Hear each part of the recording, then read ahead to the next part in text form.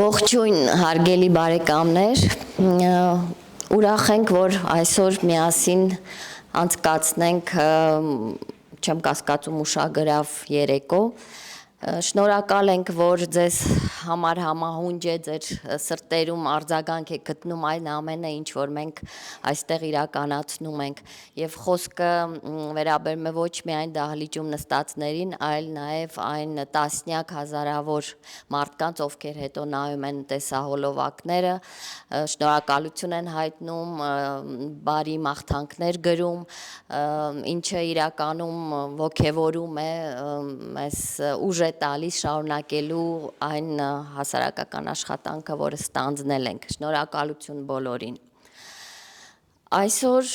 Քարահունչ հայագիտական կենտրոնի 80-րդ հանդիպումն է, մեր բանախոսն է լեզվաբան, բանասիրական գիտությունների թեկնածու, Բրուսովի անվան համալսարանի լեզվաբանական ամբիոնի դոցենտ, Քարահունչ հայագիտական կենտրոնի հիմնադիր անդամ Հրաչիկ Հակոբյանյանը։ Ես ասացի, որ այսօր 80-րդ մեր հանդիպումն է, բայց կա եւս մեկ 80, մեր մայիսի 1-ին մեր սիրելի պարոն Հակոբյանը կնշի իր 80-ամյակը։ Արևմտյան Հայաստան։ Արևմտյան, չէ, նախապես չենք շնորհավորում, բայց առնվազն կծափահարենք այս հիանալի զուգադիպությանը։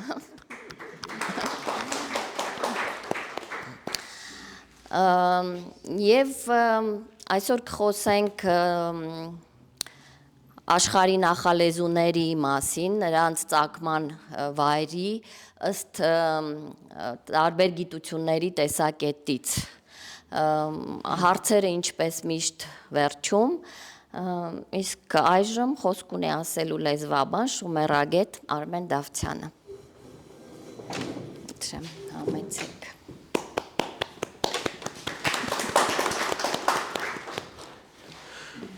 Բարև ձեզ, Ժողովուրդ ջան, ես ուրախ եմ, որ դուք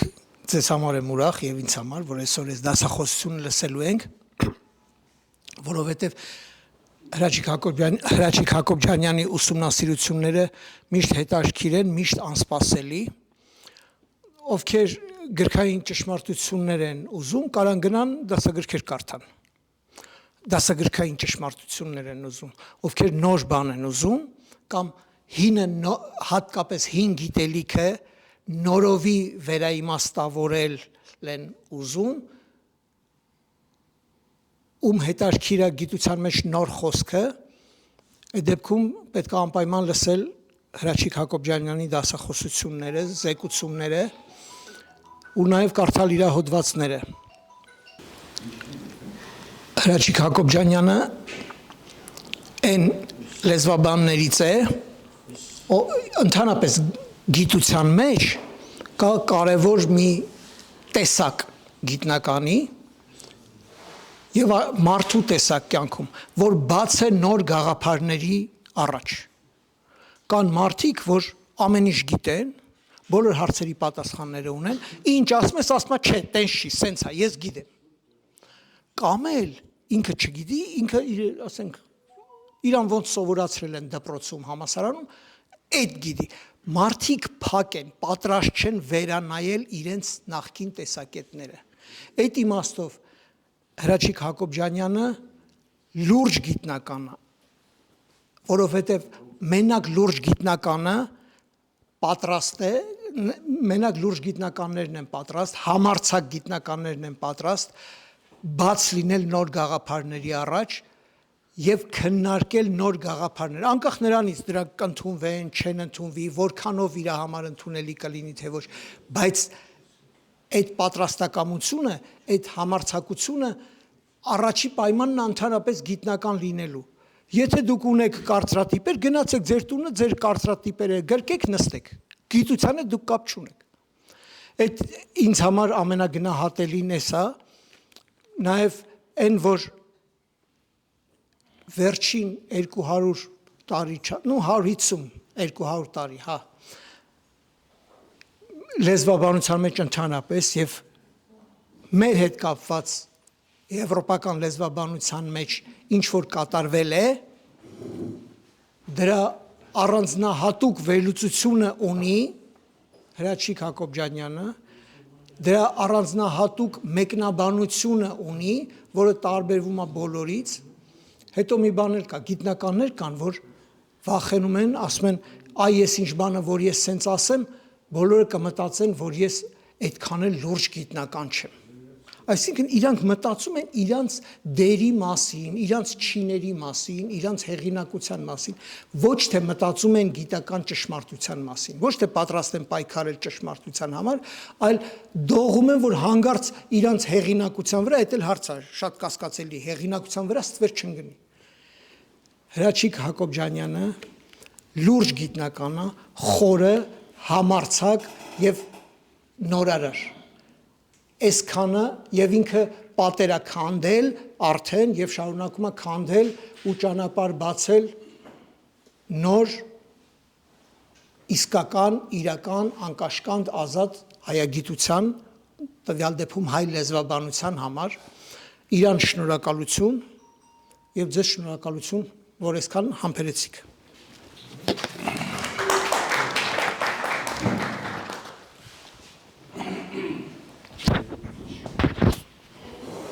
Բարի երեկո, Նանա ջան, մյուս անգամ եթե ես իրոք կունենամ, էլ Արմենին ձայն չտաս։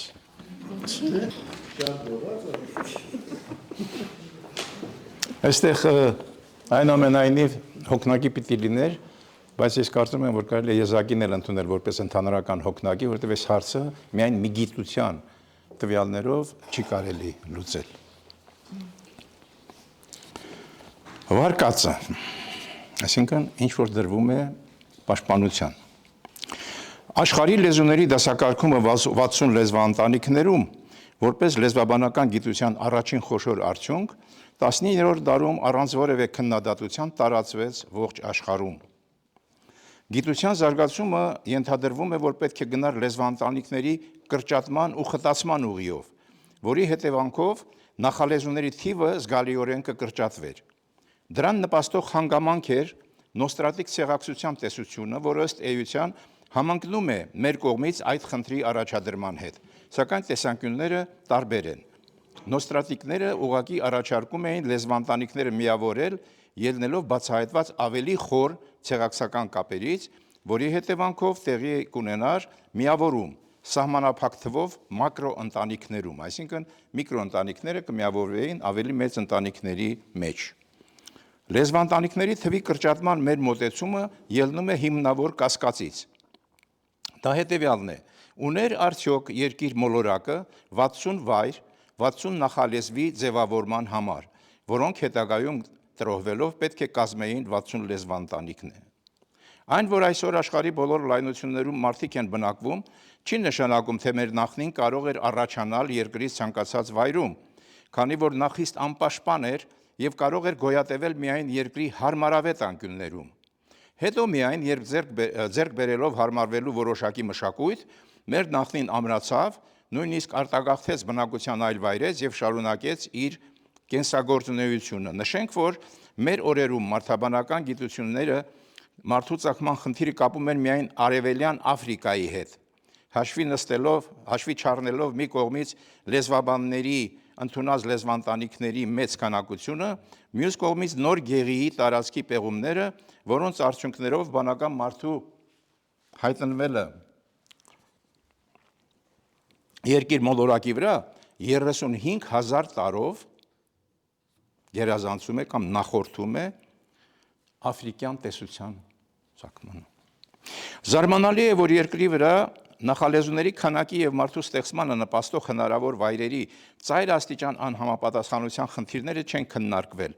իսկ դրանք միայն լեզվաբանական չեն, այլ կապված են հնավանդ գիտությունների կողմից ուսումնասիրվող բնակլիմայական պայմանների հետ։ Մենք պետք է գիտակցենք, որ վաղնջական ժամանակների հետ կապված որևէ խնդիր չի կարող ճշմարիտ լուծում ստանալ միայն մեկ գիտության շրջանակում, լինի դա լեզվաբանություն, հնագիտություն, թե ծագումնաբանություն։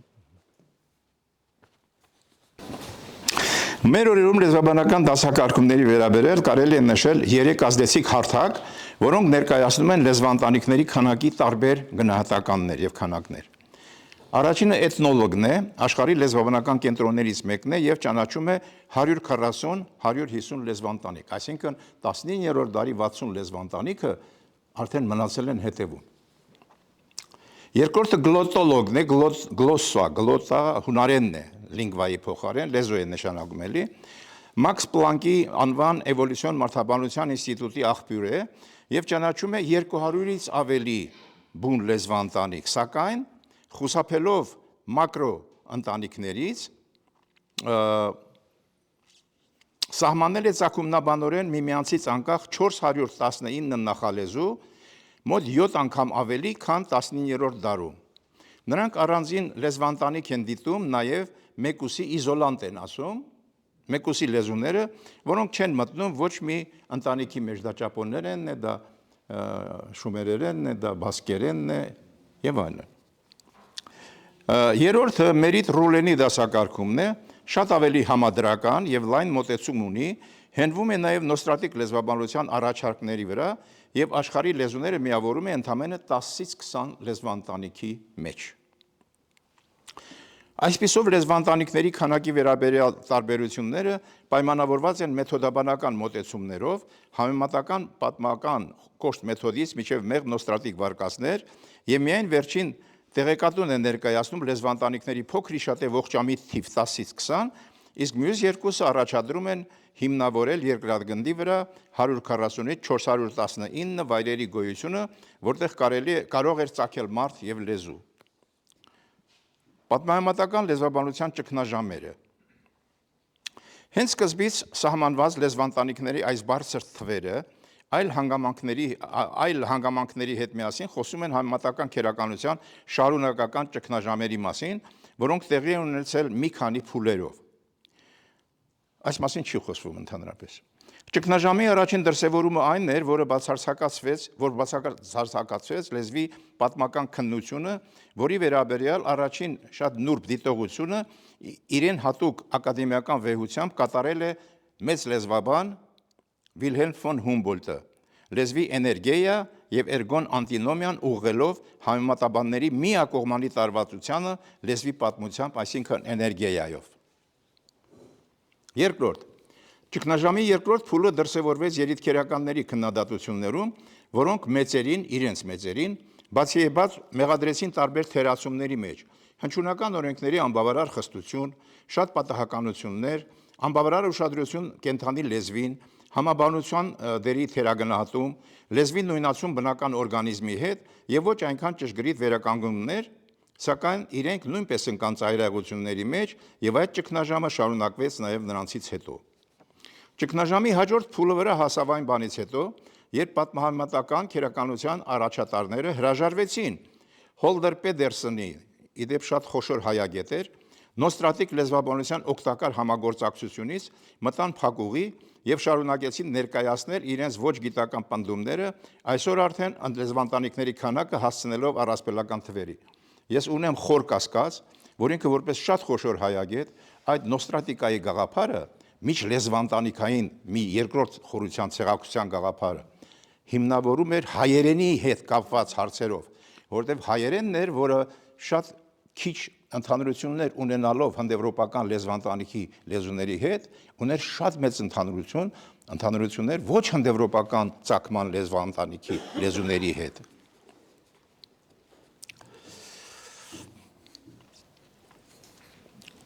Ճգնաժամի հաջորդ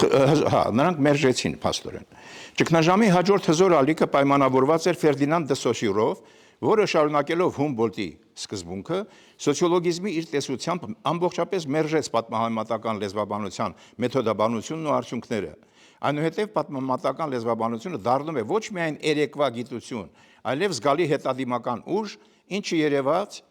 կարստի եւ մարռի ու նրանց տեսությունների նկատմամբ կազմակերպված ոչնչացնող քննադատությունից, որից հետո ալարոդյան եւ հաբետական տեսությունները անցան պատմության գիրկը։ Ընդ որում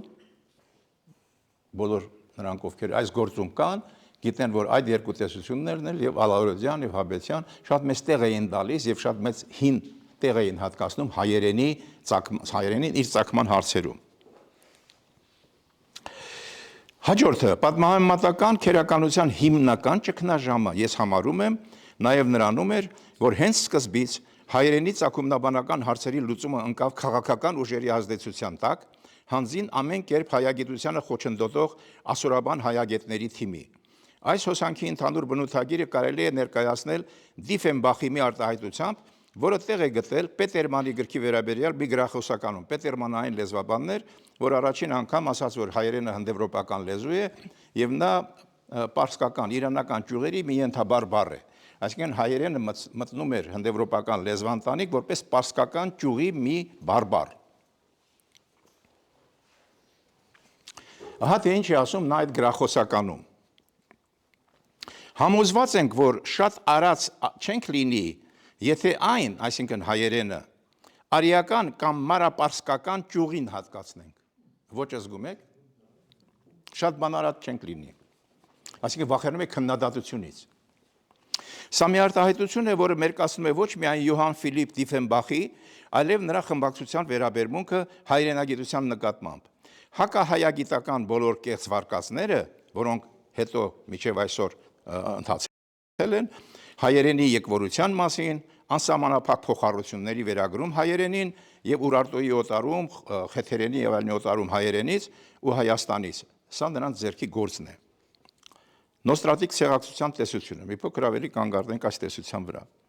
Նոստրատիկ ցեղակցության տեսության հեղինակներ հայագետ Պեդերսոնը, այնուհետև Իլիչ Սվիտիչը, Դալգապոլսկին եւ ուրիշներ ցեղակցություն բացահայտելով նաև անջատ լեզվանտանիքների միջև փորձեցին դրանք միավորել մակրո, այսինքն մեծ լեզվանտանիքներում։ Օրինակ նրանք խոսում էին հնդեվրոպական, ուրալյան, ալթայան, դրավիդյան, ավստրոասիական, աֆրոասիական, կովկասյան, քարտվելական, հյուսիսկովկասյան լեզուների նոստրատիկ ընդհանրությունների մասին։ Տեսեք, արդեն մոտ 10 լեզվանտանիք միացրին մեկի մեջ։ Ոմանք սրանց ավելացրին պոլինեզիական լեզուները, էսկիմոսյան, ալեուտյան, Չուկոտկա-կամչատկյան, անգամ ամերիկյան կեչուա լեզուները։ Բնականաբար այս գաղափարի հաստատման պայմաններում աշխարհի լեզվանտանիքների թիվը կարող էր կրճատվել ողջամիտ քանակի, այսինքն համապատասխանել երկրի հարմարավետ վայրերի քանակին։ Նոստրատիկ տեսությունը իր հետ բերեց նոր մտածողություն, լեզվական ընդհանրությունների կաղապարման նոր հնարավորություններ, բառապաշարային վիճակագրություն, լեզվաժամանակագրություն, համակարգային շտեմարաններ։ Այն տեսագործնական արժեք ունեցող մի փորձ էր ընդլայնելու համեմատական լեզվաբանության շրջանակները։ Նոստրատիկ տեսության զարգացնողները աշխատում էին համեմատաբանների նույն մեթոդներով, փորձելով հնարավորինս պահպանել հնչյունական համապատասխանությունների սկզբունքը, ընտրել հիմնական բառաֆոնդի բառեր, խուսափել փոխառություններից։ Որպես նոր տեսության հիմնադիրներ, նրանք մի նոր մեթոդ պիտի ստեղծեին, որը նրանք չարեցին, վախեցան պատմահամեմատական լեզվաբանության կոշտությունից։ Նոստրատիկ վերականգնման են ենթարկվել շուրջ 450 բառ,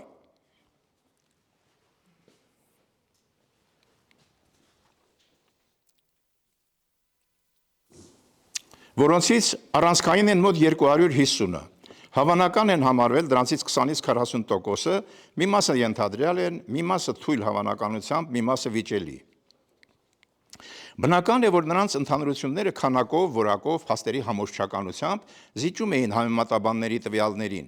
Դրա պատճառը ոչ թե գիտական լրջության պակասն էր, այլ հետազոտվող փաստերի 15-ից 12,000 տարվա ավելի վաղեմությունը։ Պատմահամեմատական լեզվաբանության ներկայացուցիչները քննադատում եւ չէին ընդունում նրանց գաղափարներն ու հիմնավորումները։ Նրանց պայքարը մեթոդական էր ու անզիջում։ Ըստ նրանց նոստրատիկ լեզվաբանների դրույթները վիճելի են, քանի որ համեմատվող բառերի նմանությունները կարող են լինել պատահական։ Քիչ են կանոնավոր հնչյունական համապատասխանությունները։ Ժամանակային խորությունը շատ մեծ է, 15-ից 12,000 տարի կամ ավելին։ Նոստրատիկայի ժամանակային խորությունը իսկապես նվազեցնում էր գործի արդյունավետությունը։ Համեմատաբանները անգամ կասկածի տակ առան տեղաշարժերի իրողությունը, այսինքն միգրացիաներ, որ մարդիկ հայկական լեռնաշխարհից գնում էին տարբեր վայրեր, սակայն այստեղ եւս իրավացի չէին, քանի որ ժողովուրդների ու լեզուների արտահոսքի պատճառներ եղել են ինչպես ավելի վաղ, այնպես էլ ավելի ուշ ընկած ժամանակներում։ Դա ապացուցվեց մեր օրերում կատարված Պորտասարի եւ Կարահենթեպեի պեղումներով։ Կար նաև չգրված պատճառ։ Համեմատաբանները չէին ցանկանում որևէ տեսության հետ կիսել իրենց նվաճումները կամ խաթարել լեզվանտանիքների շուրջ ստեղծած ցակումնաբանության իրենց կոկիկ տեսությունը, որը այդպես հեշտորեն տարածվել էր ամբողջ աշխարհում։ Համեմատաբանների ձևակերպումներում նոստրատիկ մոտեցումը մնաց որպես անհերքելի հետաքրքիր վարկած, բայց չարդարացված տեսություն։ Անկախ այս ամենից նոստրատիկայի տեսությունը լուրջ տեղ է զբաղեցնում լեզվաբանության մեջ։ Հաջորդ տեսանկյունը երկրի վրա մարդու առաջացման կենտրոնների քանակական անհամապատասխանությունը նախալեզուների հետ։ Ենթադրվում է, որ պատմահամատական լեզվաբանության սահմանած լեզվաընտանիքների, ավելի ճիշտ դրանց նախալեզուների քանակությունը պետք է համապատասխաներ երկրի վրա նպատակահարմար պայմաններ ունեցող վայրերի քանակին։ Լեզվաբանությունն ու հնագիտությունը ծայրահեղության մեջ են։ Լեզվաբանությունը առաջարկում է 60-ից 400 նախալեզու, հնագիտությունն ու մարդաբանությունը նշում են մարդկային նախնական բնակության միայն մի վայր՝ Արևելյան Աֆրիկան, սակայն գիտական ճշմարտությունը սրանց արանքում է։ Ուստի հարկ է անդրադառնալ այն հնարավորությունների քննարկմանը, թե ինչպիսի պայմաններ էին անհրաժեշտ, որպեսզի երկրի որևէ վայրում առաջանար եւ զարգանար մարդը ըստ հնեաբանության, մարդաբանության, մարդու էվոլյուցիայի, կենսաբանության, երկրաբանության, կլիմայաբանության եւ աշխարհագրության տեսությունների։ Այս տվյալները մենք հավաքագրել ենք նշված գիտությունների ոլորտային ուսումնասիրության միջոցով եւ կանգ ենք առել հետեւյալ 8 գործոնների վրա։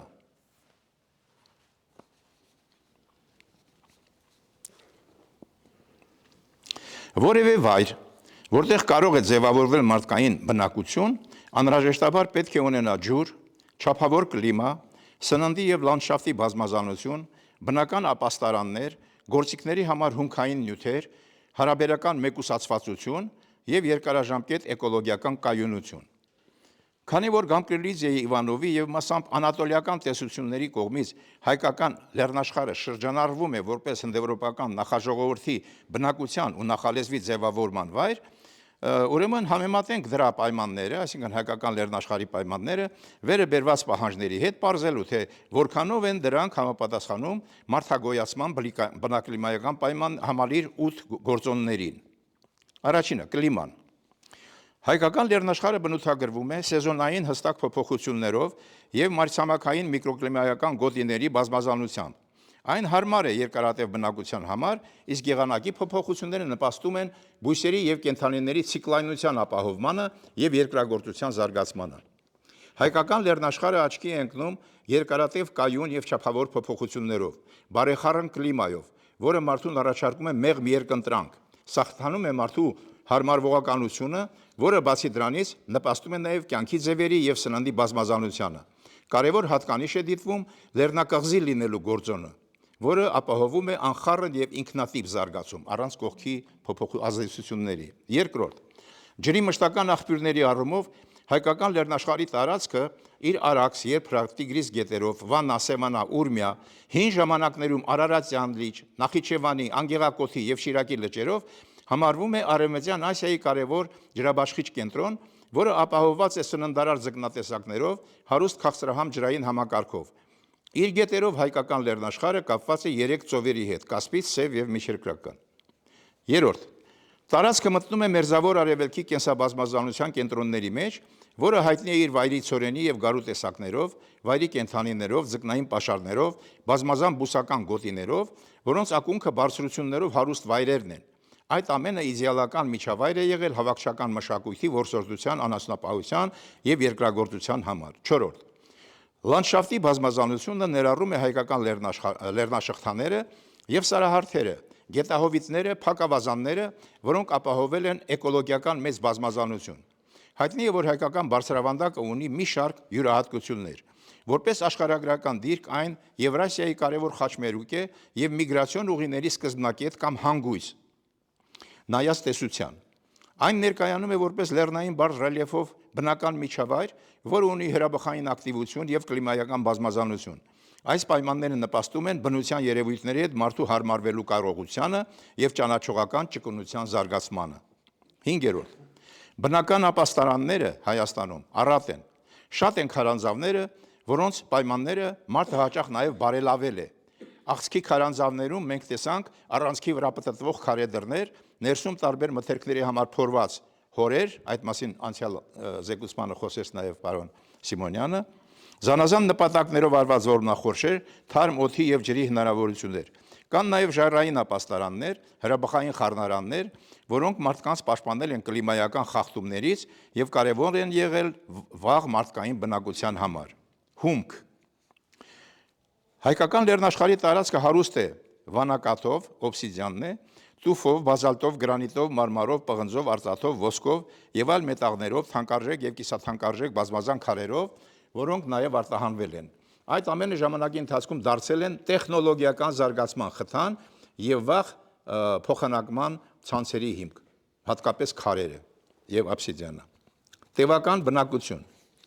Հնագիտական տվյալներով տարածքում կան շարունակական բնակության հետքեր։ Պալեոլիթից մինչև նեոլիթ եւ հետագա փուլեր։ Անցյալ անգամ էլի լսեցինք 15,000 ամյա վաղեմության ուրեմն բնակավայրի մասին։ Այստեղ առաջացել է մշակույթ եւ քաղաքակրթություններ, որը բնակության շարունակականության ընդմիջում չի ունեցել։ Դրան նպաստել է նաեւ երկարաժամկետ էկոլոգիական կայունությունը։ Թեև Հայաստանը աշխարհի վատ հետազոտված վայրերից է, սակայն նույնիսկ այս վիճակում բնակեցվածության առումով աչքի է ընկնում Նոր Գեղի, Սիլիկյան թաղամասի, Արարատյան դաշտի, Սյունիքի, Պորտասարի, Կարահայնթափի բնության բնակավայրերով։ Եվ վերջինը 8-րդ բնական անկլավայնություն եւ մեկուսացվածությունը արտահայտվում է հայկական լեռնակղզու 1500 մետր միջին բարձրությամբ, դժվարանցանելի լեռնանցքներով ու լեռնաշղթաներով, անջրպետված տարածքներով, հարաբերական մեկուսացված հովիտներով եւ տարածք թափանցելու ու լքելու բնական դժվարություններով։ Նման մասնակի մեկուսացումը նպաստում է անխառն մշակութային հատկանիշների տևական ձևավորմանը։ Այսպիսով, հայկական լեռնաշխարհը ունի այն բոլոր էկոլոգիական պայմանները, որոնք բարենպաստ են համարվում մարդու վաղ բնակության եւ սոցիալ-տնտեսական զարգացման համար ամենատարբեր գիտությունների կողմից։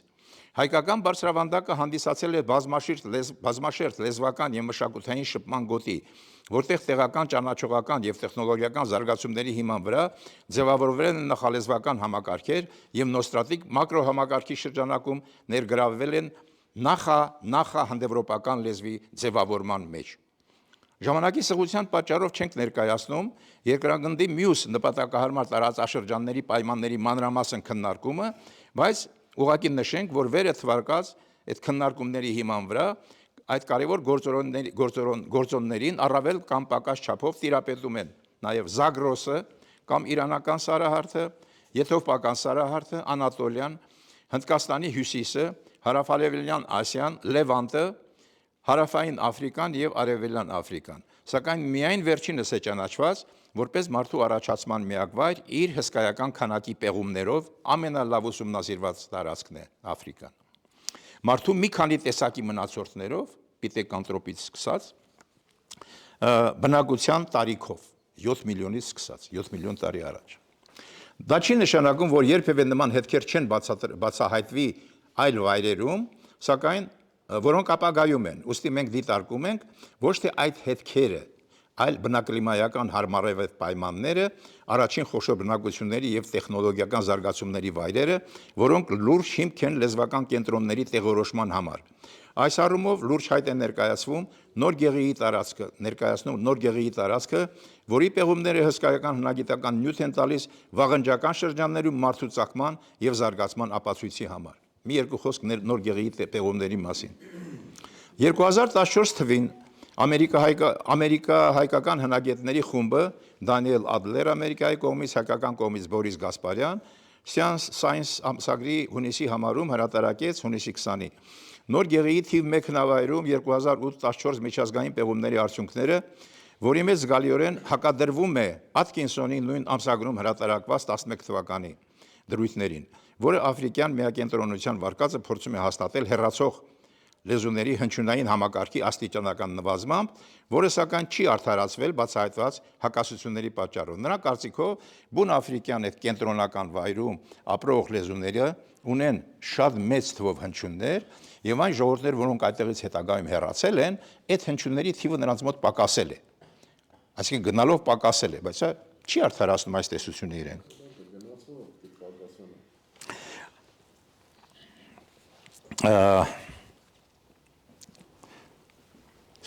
Չհակադրվելով մարդու ծագման եւ տեղաշարժերի միջոցով տարածման ամերիկյան տեսությանը, նրանք կարևորեցին քարե գործիքների հնությունը,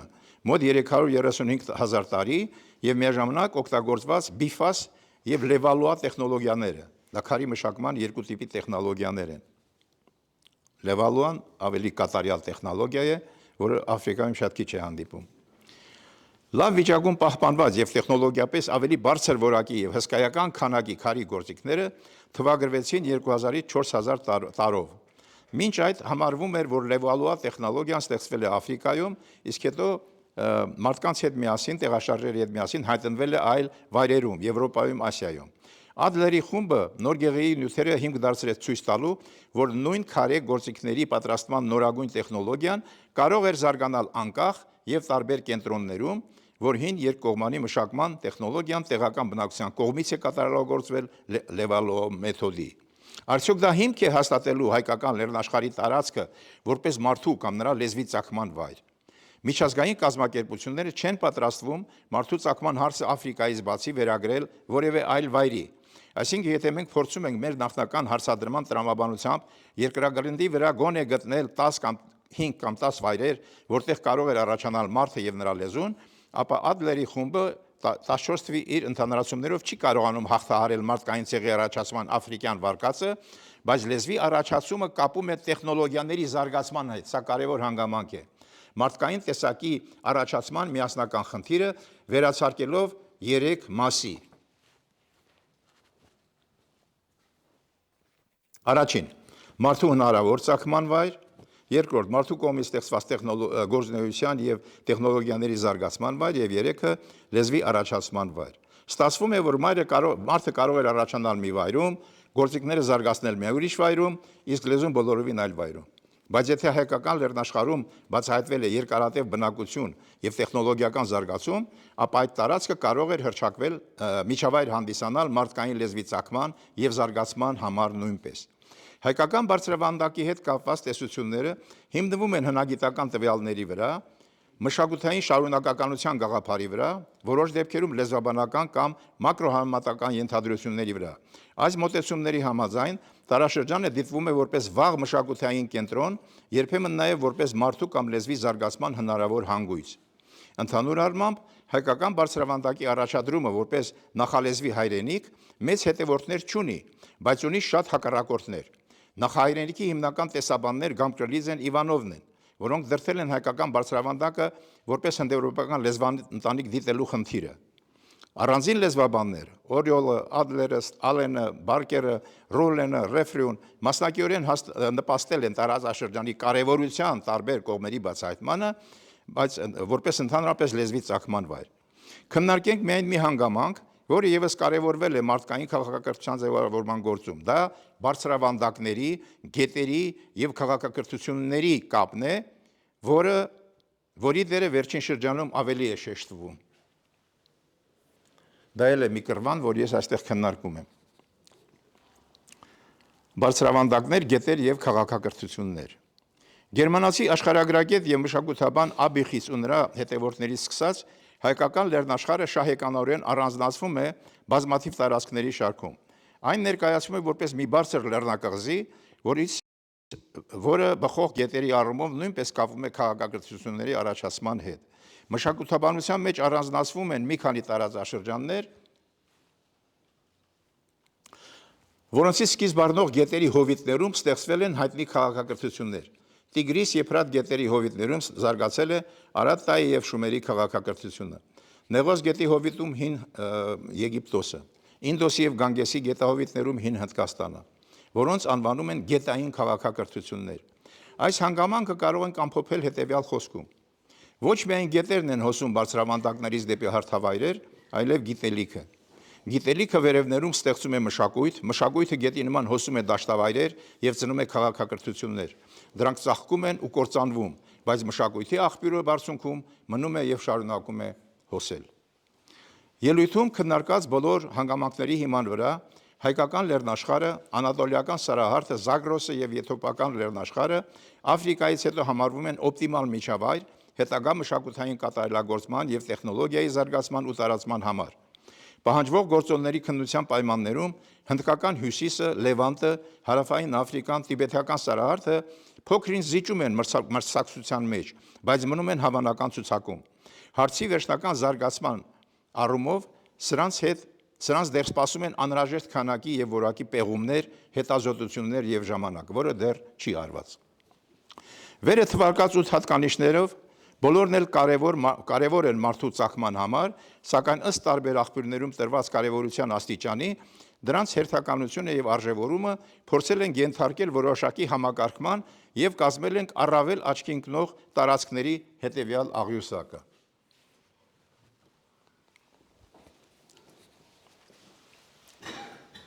Ինչպես տեսնում եք, այստեղ առաջնությունը պատկանում է Արևելյան Աֆրիկային, հետո գալիս են ուրեմն մինչև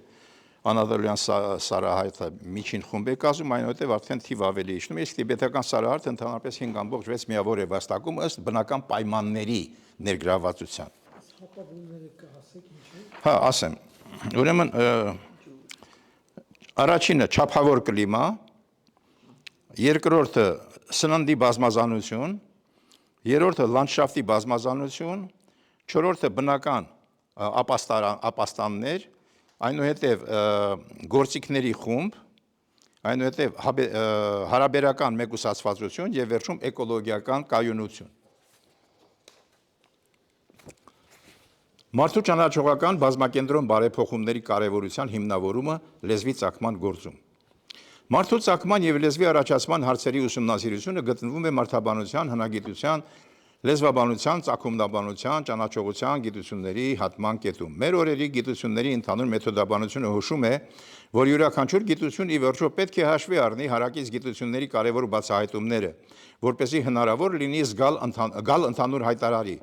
Մինչև հիմա այդ խնդրի համար առաջադրվել են երկու հակադիր եւ միաժամանակ ծայրահեղ լուծումներ։ Միակենտրոն, ըստ որի մարդն ու լեզուն առաջացել են Արևելյան Աֆրիկայում, երկրորդը բազմակենտրոն, որոնք ենթադրում են հարյուրավոր նախալեզուների անկախ առաջացում եւ երկուսն էլ տանում են ընդհանուր իմացաբանական ճգնաժամի։ Մեկը մի բևեռում, մյուսը մյուս բևեռում։ Ի տարբերություն վերը քննարկվածի, մենք առաջարկում ենք միջինացված համակարգային մոտեցում, ըստ որի նախալեզուները չէին կարող առաջանալ ոչ մեկ եւ ոչ էլ 419 վայրերում, այլ կարող էին առաջանալ այս նշված 5-ից 8 սահմանափակ էկոլոգիական հանգույցներում եւ հայկական բարձրավանդակը դրանցից մեկն է։ Ներկայացնենք սրա հիմքերը մարդկային գործոնի տեսակետից։ Ժամանակակից գիտությունը ընդունում է, որ մարդը, լեզուն եւ մշակույթը զարգանում են ոչ թե առանձին, այլ փոխկապակցված համակարգում։ Կավալի Սֆորզան նշում է, որ գեները, լեզուները եւ մշակույթները զարգանում են զուգահեռ, բայց ոչ նույնական ուղիներով։ Լեզվի զարգացումը չի կարող բացատրվել միայն կենսաբանական բարեփոխումներով կամ միայն մշակութային գործոններով։ Նույն տրամաբանությամբ Տերենս Դիքոնը լեզուն դիտարկում է որպես երկարատև բարեփոխումների գործընթաց, որը սերտորեն կապված է ուղեղի զարգացման հետ։ Ձևավորվել է աստիճանաբար սոցիալական եւ կենսաբանական գործոնների համատեղ ազդեցությամբ եւ ոչ թե միանգամյա իրադարձություն է։ Եթե ամբողջացնենք, լեզվի ծագումը ենթադրում է կլիմայական փոփոխությունների, կենսաբանության ճանաչողության, սոցիալական միջավայրի եւ տեխնոլոգիայի միասնական առկայություն։ Կլիմայական փոփոխությունները բնական խթանիչներ են, որոնք մարդկանց ստիպում են հարմարվել միջավայրին։ Միայն տաք միջավայրում չէր կարող մարդը առաջանալ։ Միայն ցուրտ միջավայրում մարդը չէր կարող առաջանալ։ Նրան պետք էր բաբախող այս անցումը, ինչպես որ ճոճանակն է գնում, որպեսզի նա տարվա մեջ անընդհատ աշխատեր այդ ռիթմի տակ, հարմարվելով մեկ մյուսին։ Դրանցից են ռելիեֆը, լեռներ, հովիտներ, սակավ ռեսուրսները, բնական վտանգները, հրաբուխները, երկրաշարժեր, հեղեղներ։ Այս ամենը մարդուն ստիպում են ձեռք բերել խնդիրներ լուծելու կարողություններ։ Այս երեք գործոնները միասին պայմաններ են ստեղծում նախալեզվի ձևավորման համար։ Էկոլոգիական համակերպումը տանում է տեխնոլոգիական նորարարության, դա ստեղծում է սոցիալական կառույց, որի մեջ էլ ձևավորվում է լեզուն։ Ատկինսոնի մոտեցմամբ նույնիսկ աֆրիկյան մոդելի շրջանակում ընդունվում է տարածաշրջանային զարգացումների հնարավորություն։ Տեղ են թողել, որ հետագայում իրանք սխալված չլինեն վերջնական։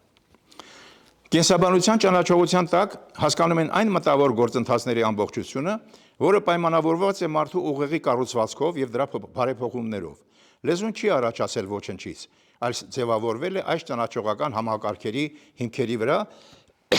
որպես արդեն գոյություն ունեցող մտավոր կարողությունների վերակազմակերպում եւ բարդացում։ Մարդը սկսում է հասկանալ, որ ձայնը կարող է դառնալ բառ եւ ներկայացնել առարկա կամ գաղափար։ Նա տեսնում է, որ ուրիշներն էլ ունեն մտքեր, մտադրություններ ու նպատակներ, որոնք կարելի է ինչ-որ կերպ հաղորդել եւ փորձել հասկանալ ուրիշի հաղորդածը։ Երկու անհատ կենտրոնանում են նույն առարկայի վրա եւ գիտեն, որ դա կիսում են իրար հետ։ Ներողություն։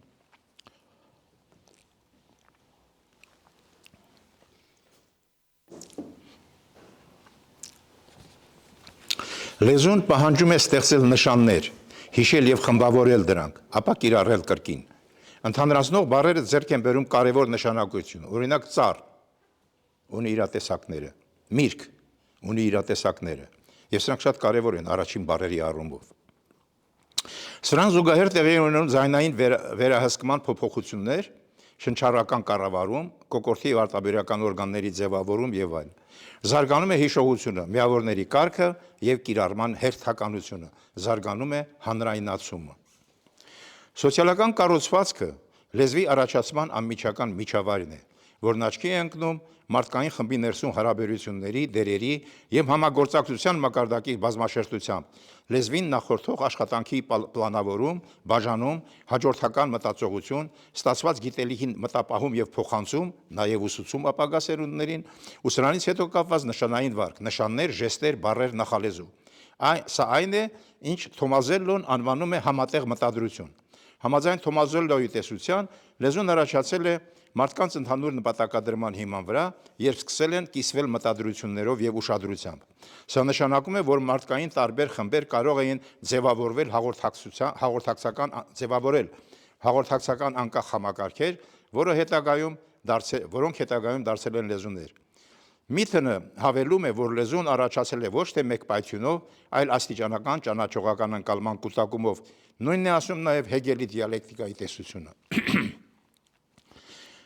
Տեխնոլոգիական միասնության առումով հնագիտական տվյալները ցույց են տալիս, որ տեխնոլոգիական նորարարությունները չեն առաջացել մեկ վայրում։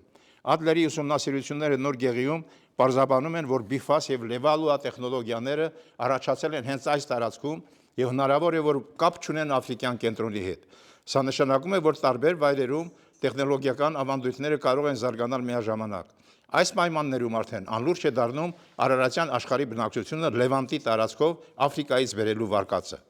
Վերոնշյալ տվյալների հիման վրա կարելի է առաջադրել հետևյալ հիմնական գաղափարը. լեզուն առաջացել է ոչ թե մեկ վայրում, այլ մի քանի, մեր դեպքում 5-ից 8 տարածաշրջաններում, որոնք հանդես են գալիս որպես բնակության հնագույն կենտրոններ։ Այս կենտրոնները բնութագրվում են կլիմայական փոփոխություններով, տեխնոլոգիական ակտիվությամբ, սոցիալական բարդությամբ։ Մեր կիրառած բազմակենտրոն մոտեցման ուժեղ կողմերը այն են, որ հենվում են հարակից ոլորտների գիտական տվյալների զուգադրության վրա։ Բացատրում են լեզվական բազմազանությունը եւ հաշվի են առնում տեխնոլոգիայի ու լեզվի փոխադարձ կապը։ Թույլ կողմը այն է, որ ինչպես ամեն մի հնագիտական երևույթ ունի ապացուցման հետ կապված դժվարություններ։ Այսպիսով մարդու եւ նրա լեզվի ճանաչողական զարգացումը բազմակենտրոն գործընթաց է, որտեղ աշխարհագրական որոշ հանգույցներ առանցքային դեր են խաղացել։ Այս մոտեցումը թույլ է տալիս մի կողմից հաղթահարել հնագիտության կողմից լեզուների առաջադրման սահմանափակ միակենտրոնությունը, մյուս կողմից խուսափել պատմամատական լեզվաբանության առաջարկած նախալեզուների բազմության ծայրահեղ քաոսից։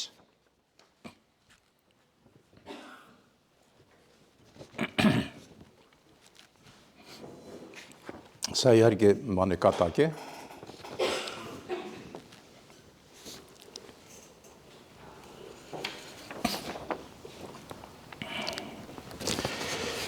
Ամփոփում։ Մեր գաղափարը որպես վարկած ստուգեցինք հնագիտական, լեզվաբանական, պատմական, էկոլոգիական, կլիմայաբանական, աշխարհագրական, ծագումնաբանական տվյալներով, համեմատեցինք երկրի վրա մարդու առաջացման պայմանները, բարձրավանդակների եւ գետերի դերը քաղաքակրթությունների համար, լեզվաընտանիքների տարածումը եւ գիտելիքի հոսքը բարձրավանդակներից դեպի դաշտավայրեր։ Ու չնայած իրողությունը թաքնված է 100 հազարավոր տարիների խորքում, Եզրահանգեցինք, որ դեռ 19-րդ դարում պատմահամատական լեզվաբանության կողմից սահմանված 60 լեզվաընտանիքների թիվը անհամեմատ բարձր է երկրագնդի ունեցած անկլավների քանակից, իսկ միայն աֆրիկյան տեսությունը իզորիչ է մեկնաբանել ոչ միայն լեզուների, այլև մարդկային 4 ռասաների։ Մենք այդ հարցը չքննարկեցինք։ 4 ռասաները իրենք արդեն պահանջում են 4 տարբեր վայրեր, 4 տարբեր ծագում։ Բազմազանությունը, որը մի այլ հետազոտության նյութ է։ Այս երկակի սխալը հետևանք է այն բանի, որ մի կողմից պատմահամատական լեզվաբանությունը հարյուրավոր նախալեզուների առաջարկով, մյուս կողմից հնեամարդաբանությունը իր մարդու միակենտրոն ծագման տեսությամբ մարդկությանը տվել են միակողմանի իրականությանը անհամապատասխան լուծումներ, որոնք ենթակա են մերժման։ Ինչպես ցույց տվեցին մեր կողմից առանձնացված վայրերի ուսումնասիրությունները, մարդը կարող էր ձևավորվել երկրի առնվազն 5 եւ առավելագույնը 8 վայրերում, թե 60-ից 400 լեզվաընտանիքների գոյության վարկածը, թե մարդու միակենտրոն առաջացման վարկածը, գիտության խառնուրդով քաղաքական լուծումներ են, իսկ իրական գիտությունը դեռ առջևում է։ Շնորհակալություն։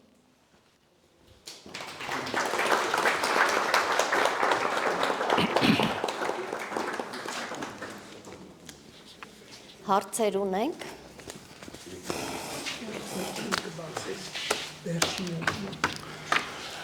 Իմ պատկերացմամբ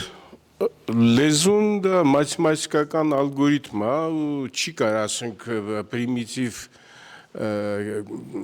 սպոնտան ձևով զարգանա, ասենք պետք է մաթեմատիկական ալգորիթմ լինի, հետո դա կարելի է անդադ լավացնել, մեծացնել, բայց այդ ալգորիթմը հստակ պետք է լինի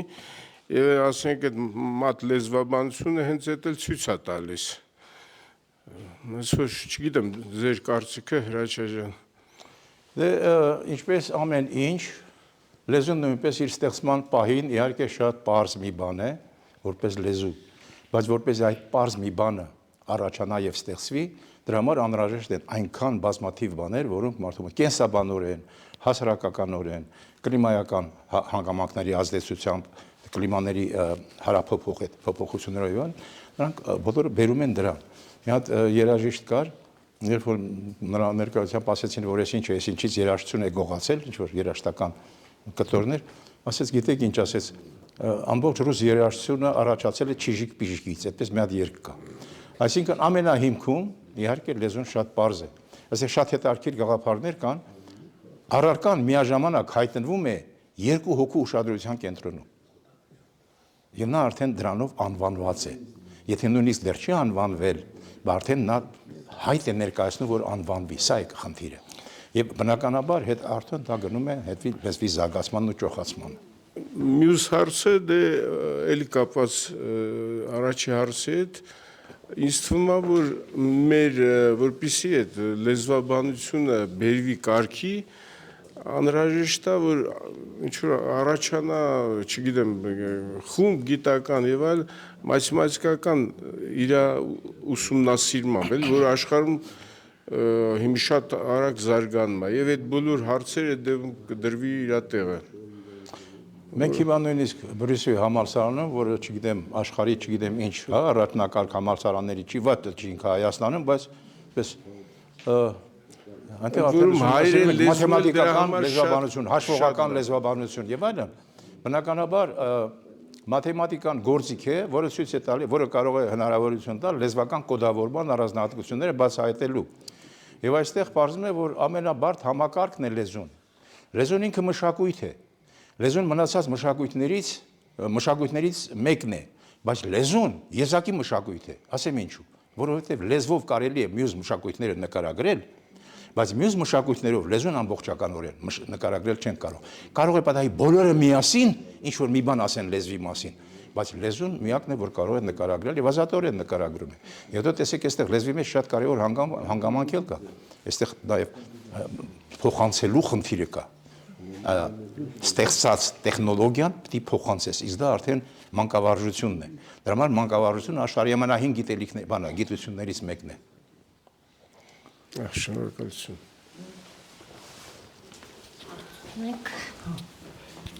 Այս նոր գեղի բնակության հետքը քանի տարեկան է, իմ իմանալով 325-ից 35 հազար տարի են ասում։ Այդ ուզում եմ մի հատ հնչեցնեք այդ Աֆրիկայում համարվում է, որ բանական մարդը Homo sapiens-ը առաջինը, իհարկե ոչ միակ, որ նրա կողքին կային նաև ուրիշ մարդատեսակներ, առաջին հետքերը գտել են 300,000 տարի առաջ։ Հիմա կարող է պատահի այնտեղ էլ մի ուրիշ վայր լինի, որտեղ էլի 330, բայց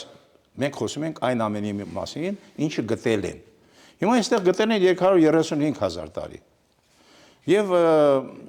ուզում ես գիտնականներին դիմի, ուզում ես, չգիտեմ,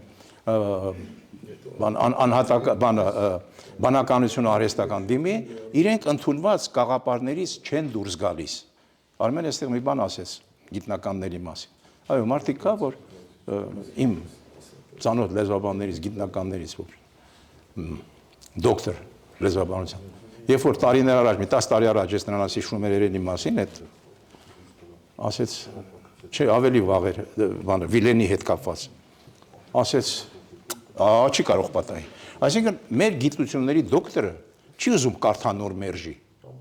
Ինքը միանգամից մերժում է, եւ ճիշտ ասեց Արմենը։ Այն մարդու համար այդ ոլորտի գիտելիքը արդեն ձեռքաբերված, այդտեղ պլոմբված է, այդտեղ արդեն ոչ մի բան չես կարող, ինչպես ասում են, այո, գաղափարավորված են մարդիկ։ Բայց դա գիտությունը առաջ է շարժվում եւ ինչպես որ գիտենք Հեգելն էլ է ասում, որ այո, երեկվա գիտելիքը կարող է եւ հաղթահարվում է այսօր։ Բայց չի նշանակում, որ նա մերժվում է, նա հանդես է գալիս ոչ թե որպես ամբողջություն, այլ այսօրվա ամբողջի երեկվա մի մասնիկը։ Երեկվա ամբողջությունը ձևավորում է մի մասնիկ, որը մտնում է այսօրվա մեր գիտական եզրակացության մեջ։ Եվ այսպես շարունակ։ Մենք ամերիկյան լեզվաբան ունենք, Խոմսկի կամ Չոմսկի, տարբեր կերպ են ասում իրեն, ռուսական աղբյուրները Խոմսկի։ Ինքը սկզբից մի հատ ստեղծեց տեսություն, սերող քերականություն, գեներատիվ քերականություն, մեկ։ Չէ, մեկ չէր ասել, հետո երկրորդը որ ստեղծեց, նա կոչեց մեկ, եւ այդ երկրորդով նրա գոյությունը ժխտեց։ Որտեղ այդ ապարատը, որով նա պիտի աշխատեր այդ ոլորտում, շատ ավելի բարդ էր, քան ստացված արդյունքները։ Այս ասում էր, որ ժողովուրդը ասում է, թնդանոթով ճնճղուկի վրա կրակել էր, իմաստ։ Հետո երբ որ ինքը փորձեց մի քիչ պարզաբանել, երևի դե քննադատություններ էլ եղան, ինքը այն առաջինը հերքեց, վերցրեց երկրորդը։ 80-ական թվականներից հետո եկել վերցրեց բանը, սա էլ մերժեց եւ հանդես եկավ բոլորը մի նոր տեսություն։ Այսինքն այդ փոփոխությունները նույնիսկ մի մարդու կենսագրության մեջ են երևում։ Բնական է, որ գիտության համապարփակ զարգացման մեջ նույնպես մի փուլը մյուսով փոխարինվում է եւ բնականաբար, բայց իհարկե համաշխարհային այս հնեբանությունը կամ հնագիտությունը շատ բան կարճում է փաստերի վրա եւ ասում է, որ համենայն դեպս Աֆրիկան միակ վայրն է, որտեղ մենք մի քանի տեսակ մարդու կմախքներ ենք հայտնաբերել, դրանք ուրեմն թվագրված են 7 միլիոն, 5 միլիոն, 2 միլիոն, 1.5 միլիոն, 700,000 տարի առաջ, 300,000 տարի առաջ եւ ժամանակներով։ Նու ասացի, որ Հայաստանը ամենակիչ հետազոտված վայրերից մեկն է եւ իսկով է ասում, որ այստեղ ավելի մեծ հնություններ չի կարող հայտնաբերել։ Հիմա տեսեք այդ 15,000 տարվա տեսությունը 48,000 տարի առաջ այդ Զանգվիձորի այդ բաներում խոսում են այդ մասին։ Այսինքն կամաց բավական է ուշադրություն դարձնել միայն եւ հետո ամեն ինչ կլինի իր տեղը։ Այստեղ հարց ունենք։ Շնորհակալություն ձեզ ու ձեր նման մարդկանց։ Դուք հյուսային Կովկասի ժողովուրդների լեզուների հետ զուգահեռներ տանելուց, ասենք չեչենական լեզուն հայերենի հետ, վրացական լեզուն, ոնց որ առասկզբից նկատեց, էլի ընդհանրություններ կա թե չէ, ունեն ընդհանուր նախնիներ, այսինքն նախնիների նկատմամբ նաև լեզուն դրանից կախված է, ու դրա հետ կապված ես որոշակի բան ունեմ, եթե հետաքրքիր կլինի, միտք ունեմ, որ կարելի է զրուցենք, խնդրեմ։ Համեցեք։ Ներողություն որ շատ խնդրեց։ Ինչ հետաքրքրում է։ Մի հատ վերցրեք բանը, միկրոֆոնը։ Ինչ հետաքրքրում է։ Ես մի քիչ լավ չեմ լսում։ Բառապաշարների, Ինչպես։ բառապաշարների քանակի հարցը տարբեր լեզուների եւ բառապաշարների քանակի նշանակությունը, որ լեզուներն են բառապաշարով հարուստ եւ ինչի հետ է կապված բառապաշարի հարստացումը։ Բարի, շնորհակալություն։ Ես հաջորդականությամբ ես չէի ցանկանա մտնել մարդաբանության, հնագիտության, ասենք, խորքերը, ես ուսումնասիրում եմ այդ ոլորտի գիտնականների տված տվյալները, համադրում եմ իմ։ Ես որևէ տեսակետ կարծիք դրա համար չեմ կարող հայտնել այդ ոլորտում, խոսքը առաջին հարցին է վերաբերում։ Այնպես որ դժվարանում եմ ձեզ որևէ բան ասել, թե որտեղ, ինչ եւ այլն։ Երկրորդ հարցի կապակցությամբ բառապաշարը իսկապես դեռևս բառապաշարը քննելու լրջագույն մոտեցումներ մշակված չեն։ Եվ մեթոդ էլ չկա։ Ինչու, որտեղ դա այնպիսի մի հատ ծփացող օվկիանոս է, որի այն ծայրից ջուր խմողը եւ այս ծայրից ջուր խմողը հագեցվածության տարբեր զգացողություններ կարող են ունենալ։ Հիմա խնդիրը ինչի մասին է։ Խնդիրը հետեւյալն է, որ ասենք թե տեսեք, ես մի պարզ դիտողություն անեմ, որ ես ինքս դրան հասել եմ։ Հնդեվրոպական լեզուների մեջ կան երիտասարդ հնդեվրոպական լեզուներ եւ ավելի հին հնդեվրոպական լեզուներ։ Հայերենը դրանցից մեկն է, շումերենը հներից մեկն է, խեթերենը եւ այլն։ Այդ նոր երիտասարդ լեզուները ամբողջ Եվրոպան լցրած այդ լեզուներն են, որոնք ավելի ուշ ձևավորված են։ Նաեւ մեր հարևան ռուսական, ռուսերենը։ Ինչ առանձնահատկություն եմ ես նկատում։ Նրանք որպես այստեղից տեղահանված, նաև տեսեք, ես կապում եմ տեղահանման հանգամանքի հետ, մարդիկ, որոնք շատ երկար ժամանակ են անցկացրել ճանապարհներին, միջև հանգրվանել են ինչ-որ տեղ, իրենց լեզուն կերտելու ժամանակ շատ մեծ զարգացում է ապրել նրանց բայական համակարգը, որտեղ նրանք անդադ շարժման մեջ են եղել։ Օրինակ տեսեք այդ ռուսների բայական ձևերը, չէ՞, նախածանցներով, պրեֆիքսներով, բանով,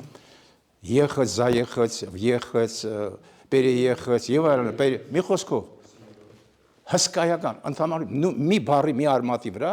այնքան շարժեր կան, որոնք ցույց են տալիս այդ շարժման բազմաթիվ նրբությունները։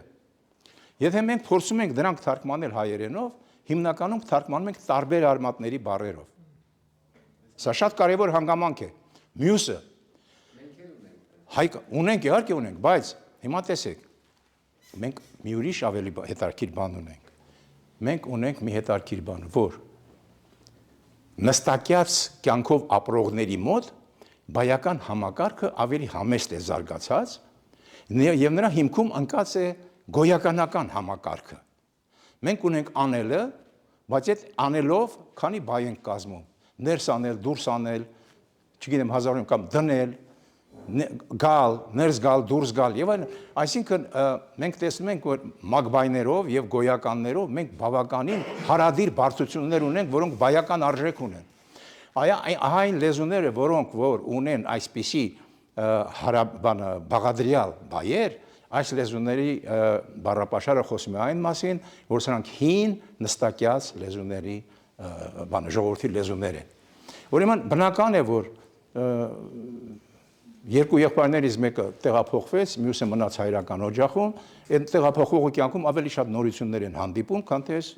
նույն կահույքը, նույն տունը, նույն չգիտեմ ամեն ինչը, իսկ նա գնում է ամեն ինչ եւ տունը եւ կահույքը, այսինքն գնացողը միշտ որոնումների մեջ է, միշտ նոր պայմանների մեջ է, նոր բուսական աշխարհ, նոր կենթանական աշխարհ, նոր հարաբերություններ հանդիպած ցեղերի ժողովուրդների եւ այլնի հետ, միտեղ նրանց վրընդում են, միտեղ նրանց ընդունում են, ժամանակավոր տեղ են տալիս այդ ձմեռն հետո նորից գնան առաջ իրենց տեղեր։ Այսինքն սրանք շատ բարդ հարցեր են։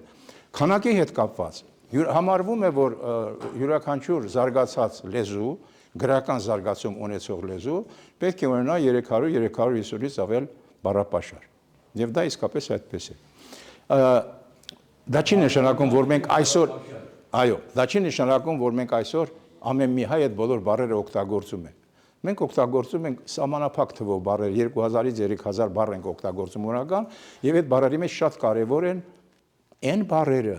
որոնք ստեղծվել են ամենասկզբում, այսինքն դրանք կոչվում են հիմնական բառաֆոնդի բառեր։ Դա մարդու մարմնի մասերի անվանումներն են։ Այստեղս է ցավում, թևս է ցավում, ոտքս է ցավում, գլուխս է ցավում, հոնքս ինչ որ խաղում է, աչքս խաղում է եւ այլ։ Հասկանալի է, կամ ասենք բանը հարազատության տերմինները, ազգակցության տերմինները, հայր, մայր, քույր, եղբայր եւ այլն եւ այլն։ Դուք տեսնում եք, որ մեր բաները այդ երկրորդ դասիճանի ցեղակցությունը բոլորը բաղադրություններ են։ բայց մենք չենք զլանում դրանք օգտագործել։ Հոր եղբայր,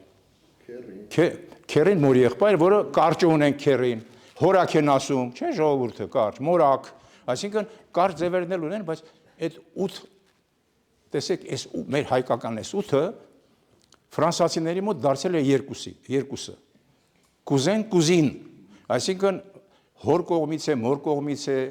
հորաքրոջ կամ հորեղբոր կողմից է, թե մորաքրոջ կամ մորեղբոր կողմից է ժառանգությունը, մեկ է կուզինեն, այնտեղ միայն սեռային տարբերակում է տալիս, իքական եւ արական։ Իսկ անգլիացիները բոլորը մտցրել են cousin ձևի տակ ու բոլորը մեկ է իրենց համար։ Այսինքն սա մոտեցում է, ինչու, որովհետեւ մեզ համար հորեղբոր որդին շատ ավելի կարևոր կատեգորիա է, քան թե իրենց համար։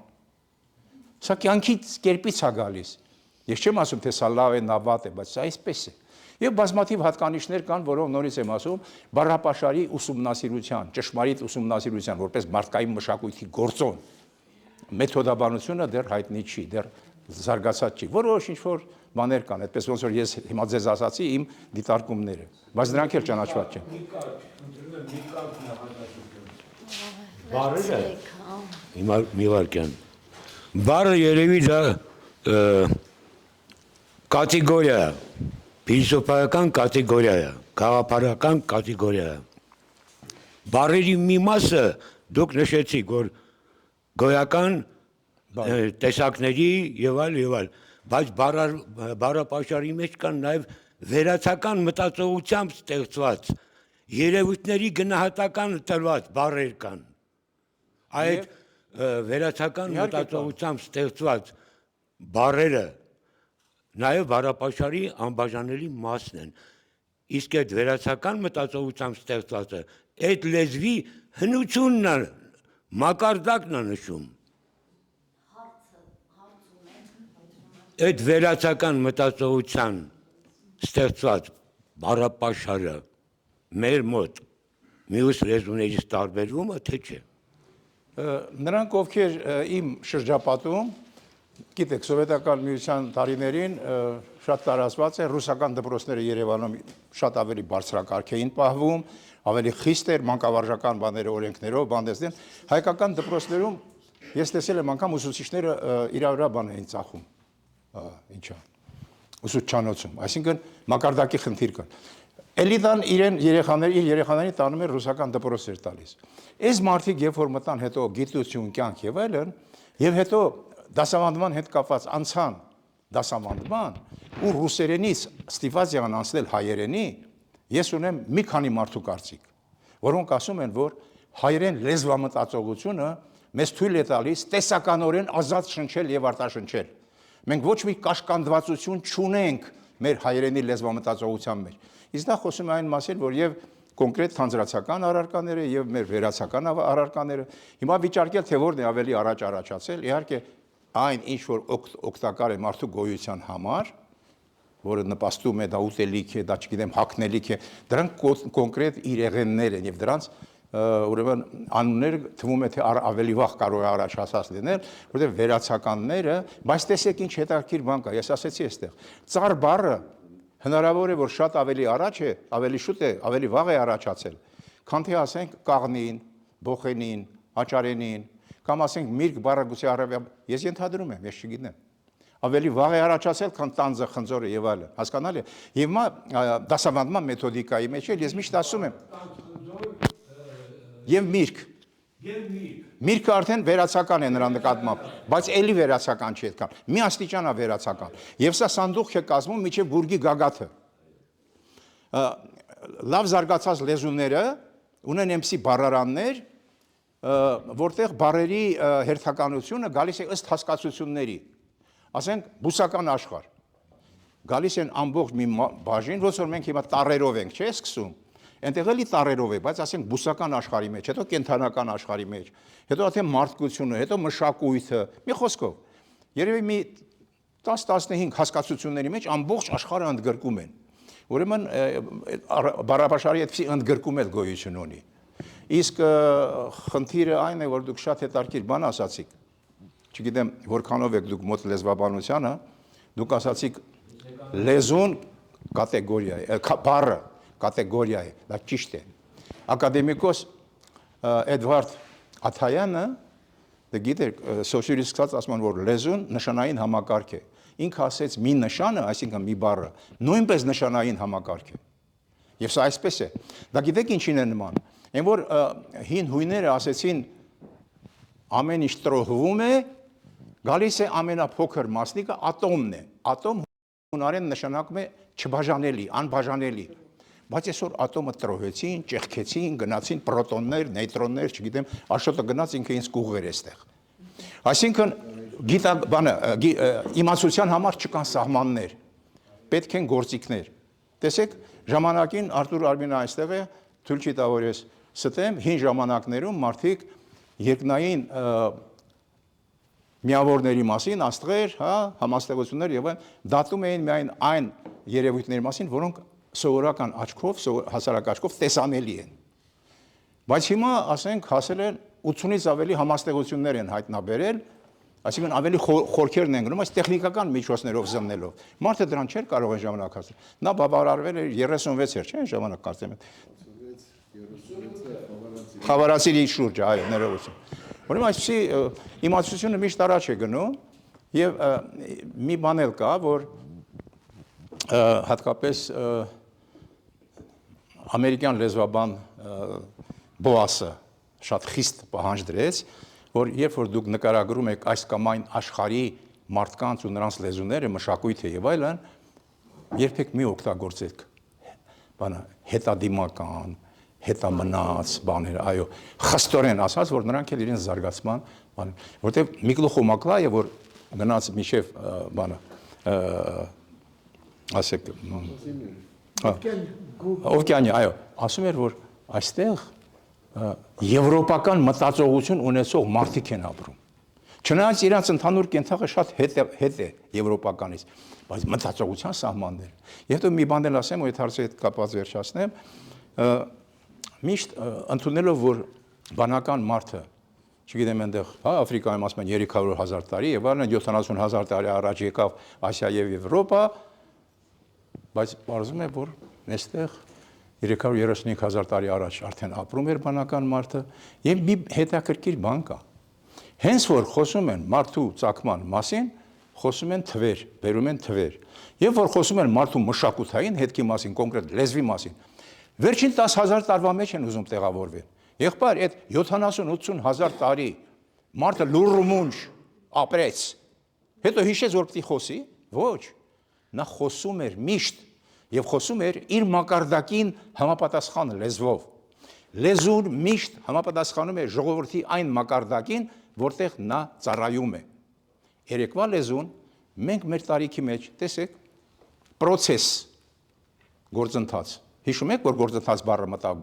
շրջանառության մեջ։ Ես շատ լավ եմ հիշում։ Եվ ինքը շատ այնպես օտարոտի էր, բայց այսօր դա շատ լավ հնչում է։ Այսինքն ամեն մի սերունդ ունի բառեր, որ իր սերնդի ժամանակ կամ հիմա նայեք, մենք մի հսկայական առաջադրանք ենք ստացել համակարգչային տերմինաբանությունը հայկականացնելու։ Մենք առաջին փուլում տրվել ենք, մենք օգտագործում ենք անգլերեն անվանումները, բայց սրանք կամած մեր լեզուն պուրիստ լեզու է։ Նա մաքրելու է, դուրս է մղելու։ Նշվում են 4000-ից ավելի թուրքական փոխառություններ, այսօր մի 30 բառ է մնացել գրական լեզվում։ Խոսում են 600-ից ավելի արաբական փոխառությունների մասին, այսօր մի 50-60 հատ են մնացել։ Ժողովուրդ ջան, հետո տեսեք մի ուրիշ բան կա։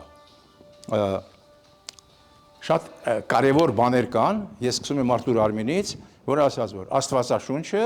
հայ ժողովուրդը միակն էր, որը հակադրեց Բիբլիային։ Ամբողջ աշխարհը օգտագործում է Բիբլիա։ Հայերեն, ինչպես։ Հա։ Եվ դա դրած գրքի վերնագրի վրա։ Ուրեմն հետո միայն Աստվածաշունչը չի, հետո գալիս է դրանից հետո ասենք բան վերածնունդը, ռենեսանս ամբողջ աշխարհը ասում է եւ բավարարվում է։ Գալիս է ռեսպուբլիկան։ Գալիս է ասենք, չգիտեմ, սահմանադրությունը։ Ինչու ենք մենք այդ բառերը քրքրում ստեղծում մերը։ Եղբայր, մեր տեսակն է այդպիսի։ Մենք մեր տեսակն է, դա լավ է, թե դա վատ է, թողենք դատելու ուրիշներին, բայց մեր տեսակը այդպիսին է։ Եվ մի ուրիշ բաներ ձեզ ասեմ, ու այս հայկական բարձրավանդակում, այս լավ բուսաբան, կենթանաբան ընկերներ ունեմ, որ ասում են սա անկլավ է, էլի, մեկուսացված, հա, միջավայրը։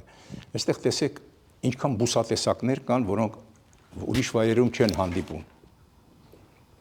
Ինչքան կենդանական տեսակներ կան, որոնք ուրիշ վայրերում նույնպես չեն հանդիպում։ Մենք էլ այստեղի ուրիշ վայրերում չհանդիպող մարդու տեսակն ենք։ Հիմա արդեն հանդիպում եք ուրիշ։ Սփյուռքի ձևով։ Շնորհակալություն հասերի համար։ Հարց ունենք։ Այդ ծափերին ես էլ եմ միանում, բարենպաստ 8 տեղերի մասին էիք ասում, եթե հնարավոր է թեկուզ մոտավոր նշեիք։ Ինչպես։ Զարգացման բարենպաստ 5-ից 8 տեղերի մասին էիք դուք նշում։ Դե այն 5-ը մոտավորապես պարզ է, Ես ցուցակում տվեցի հիմա։ Ինձ հերույա երևի չեմ կարողացել տեսնեմ, կներեք։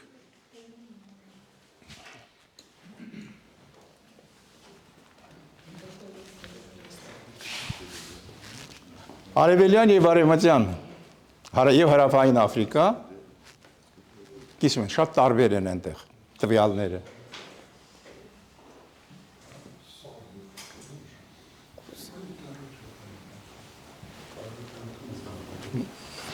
Սխալ եմ գնում։ Հա, հայկական լեռնաշխարհ։ Խոսել ենք։ Բանը, Եթովպիան։ Եթովպիան ընդհանրապես մեզ համար մի ոնց որ գանձարան է, այո, որը մենք վախենում ենք մտնել։ Ինչպես Գեմբարսկին է ասում, հայոց սենյակը, որը փակ է, բայց այնտեղ մի շատ հրապուրիչ բաներ կան եւ մենք պես բանը երկյուղածությամբ պիտի մտնենք։ Մենք էլ եթովպականը պիտի մտնենք երկյուղածությամբ։ Անատոլիական սարահարթը դա նույնն է, ինչ որ մեր արևմտյան Հայաստան, դրա հարևան տարածքներն են։ Հարավային Աֆրիկան ասեցի, հնդկական հյուսիսը, իրանական սարահարթը, որը Զագրոսի լեռներն են, մերոնք մեր Արմենը կասի, որ տիկանավերով, գետերով իջան, չէ, հյուսիսային միջագետքից, այդ գետերի գետաբերաններով իջան, գետերով իջան դեպի Շումեր։ Բայց մի մասն էլ այս կողմից Զագրոսի լեռներով գնացին Շումեր, որտեղ Զագրոսի լեռների լեռնանցքներում մենք տեսնում ենք ճիշտ այն ժայռապատկերները, ինչ որ տեսնում ենք Սյունիքում, ընդ որում այծի այցեքարտով, հա։ Մի խոսքով։ Եվ Տիբետյան սարահարթը, որը նույնպես շատ հայտնի է որպես մշակութային այդպես կենտրոն։ Սրանք են այդ գետերը։ Իմ կարծիքով մի հատ հարցել ես տամ։ Բնաձայներով հարուստ լեզուն ապացույց է։ Ինչով։ Բնաձայներով, այսինքն բնական ձայներով, ասենք խշշ։ Բնաձայնություններով խշշոց, թշթշոց, հարուստ լեզուն ապացույց է հին լինելու։ Եվ երկրորդ հարցը մի անգամից էլի արագ տամ, էլի կա լեզու, ասենք մյուս ազգերի մոտ, որ էլի բավականին հարուստ է իրենց լեզուն։ Բնաձայներով։ Այո։ Բնաձայներ ունեն բոլոր լեզուները, եւ չեմ կարծում, թե դրանով կարելի է որոշել հնություն կամ վաղեմություն եւ այլն, բայց Հերդերը փիլիսոփա ասում էր, որ եթե մարդը լսողություն չունենար, նա հնչյունային լեզու չէր ստեղծի։ Որովհետև միջև ձեռովոտն են, ասում են, որ մարդը ունեցել է ինչ-որ գիպոֆիզ, այստեղ, որը հայտնի չէ թե ինչի համար է, չգիտեմ էր որտեղ է, այնպես ցույց տվի մոտավորապես կներեք, կարող է վրիժ լինի, ասի սխալ է ցույց տալիս։ Ուրեմն կան օրգաններ, որոնք չգիտենք ինչի համար, օրինակ կույրաղին ինչի համար է։ Նրա համար չի, որ վիրաբույժները փող աշխատեն դրա վրա։ Մարդը լսում էր բնության ձայնը, բայց մարդու արտասանական ապարատը այնքան կատարյալ չէր, որ այդ ձայնը ճշտությամբ վերարտադրեր։ Հասկանալի է։ Դրա համար նա ասենք թե շունը իր համար հաչում է, ու իհարկե հայի շունը ու ռուսի շունը տարբեր ձևով չեն հաչում, բայց մենք ասում ենք հավ-հավ, նրանք ասում են գավ-գավ, կամ ասենք քոքլ-դուդլ-դու, ծուղրուղուն անգլիացիները, այսինքն իրենք այդպես են լսել, իրենք այդպես են վերարտադրում այդ բնական ձայնը։ Բայց կան նաև այն հարաբերություններ, որ տարբեր լեզուներում երբեմն բնաձայնական բառերը շատ մոտ են իրար հնչումով։ Օրինակ տեսեք, արվակի խոխոջյունը եւ ժուրչանիե ռուչի, ժուրչանիե եւ խոխոջյուն։ Արդյոք որոշ հնչյուններ չեն կրկնվում այստեղ։ Այո, ինչ որ չափով Մեր ականջը, նրանց ականջը ինչ որ բաներ որսացել են, բայց ամբողջության մեջ իհարկե չէ, տարբերություն կա։ Այնպես որ ես չեմ կարծում, թե դա հիմք է, բայց դա բոլոր լեզուներում կա իհարկե, բոլոր լեզուներում կա։ Այստեղ հարցում են։ Շնորհակալություն նախ ձեր դասախոսության համար եւ երկու հարց։ Մեկը կա Վավիլովի տեսություն մշակաբույսերի այն վայրերի մասին, որտեղ առաջի անգամ մարդ սկսել է մշակել բույսերը, վայրի բույսը մշակել եւ այստեղ շատ աղերսներ կան հենց ձեր ասածի հետ, նաեւ այդ համընկնում է նույնիսկ թիվը 8-7 կենտրոններ էինք առանձնացրել տարբեր տարիներին, ճիշտ է այնտեղ չկար Լևանտը, բայց կար Ամերիկա։ Մի խոսքով այդ դրան անդրադարձել եք, հետաքրքիր է, դա առաջի հարցն է եւ երկրորդը, որ ասում եք, վերջացրեցիք ձեր խոսքը նրանով, որ գիտություն է, որը պետք է զարգանա, բայց այստեղ մի այսպիսի հարց կա, որի մասին հենց պարոն Դավթյանը ասեց իր խոսքի վերջում, որ երբ որ մարդիկ ինչ-որ բաների, թեմաների մասին խոսում են, ինչ-որ դրույթներ են արտահայտում, կա մտավախություն, որ իրանց կասեն տարօրինակ է եւ ընդհանրապես դա գիտական չէ, բայց բացի դրանից կա մտավախություն, որ դա չեն տպագրի։ Առավել եւս միջազգային ամսագրերում մենք հիմա գիտենք ինչ համակարգ է, այդ սկոպուսը եւ այլն։ Դոլար վճարես ինչ ասես կտպեն։ Իրենք քոտեղի հոդվածը կգրեն կտպեն։ Կվճարես, բայց երբ որ հայկական լեռնաշխարհի մասին ես խոսում, ընդհանրապես լռության են դա մատնվում։ Այդ մտավախությունը կա, այսինքն գիտությունը, որ զարգանում է, մենք մերոնցով, այսպես ասած, խոսելը շատ լավ է ու անհրաժեշտ է, բայց ոնց է կարծում կարող է դա նաև ընդլայնվել։ Շնորհակալություն։ Առաջինը Վավիլովն է։ Դա մեծագույն գիտնական էր,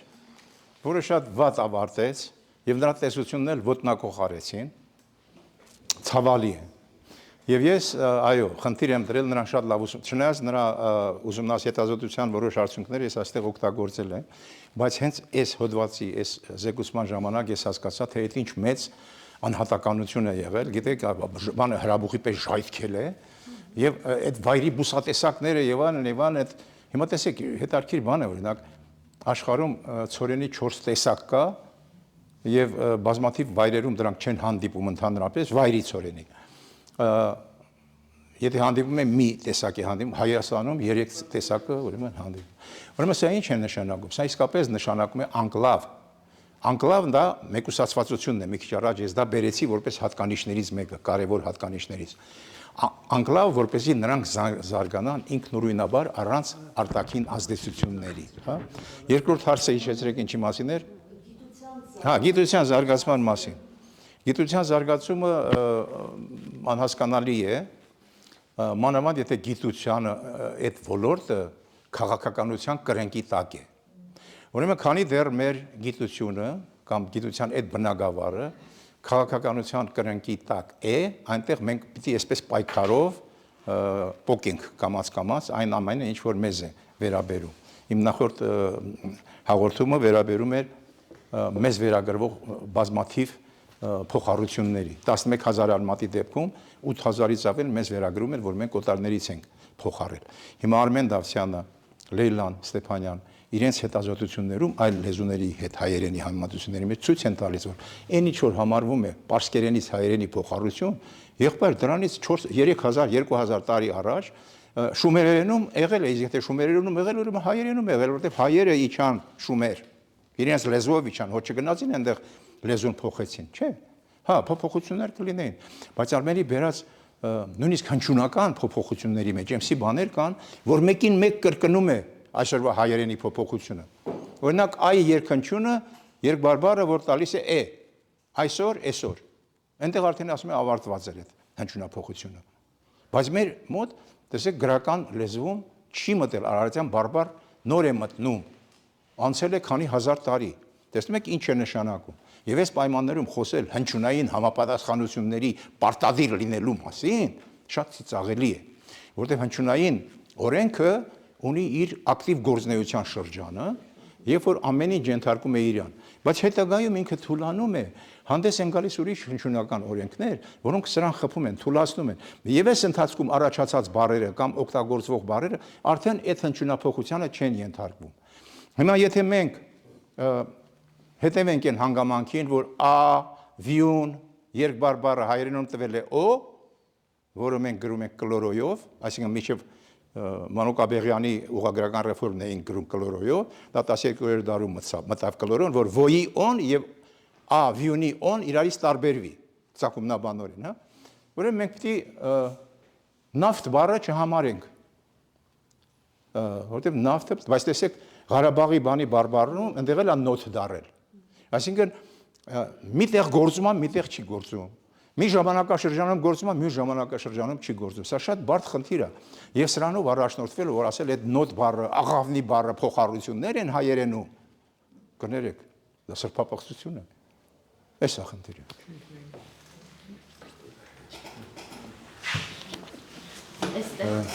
Հա։ Երբ որ դեռ մարդու շուրթերը այնքան զարգացած չեն եղել, որ բ, п, փ այդ ձայները կարողանա արտաբերի, դեռ շուրջ հին նախամարտու, ու լեզուն այնքան զարգացած չի եղել, որ ձ, ծ, ց տարբեր ձայներ արտաբերի,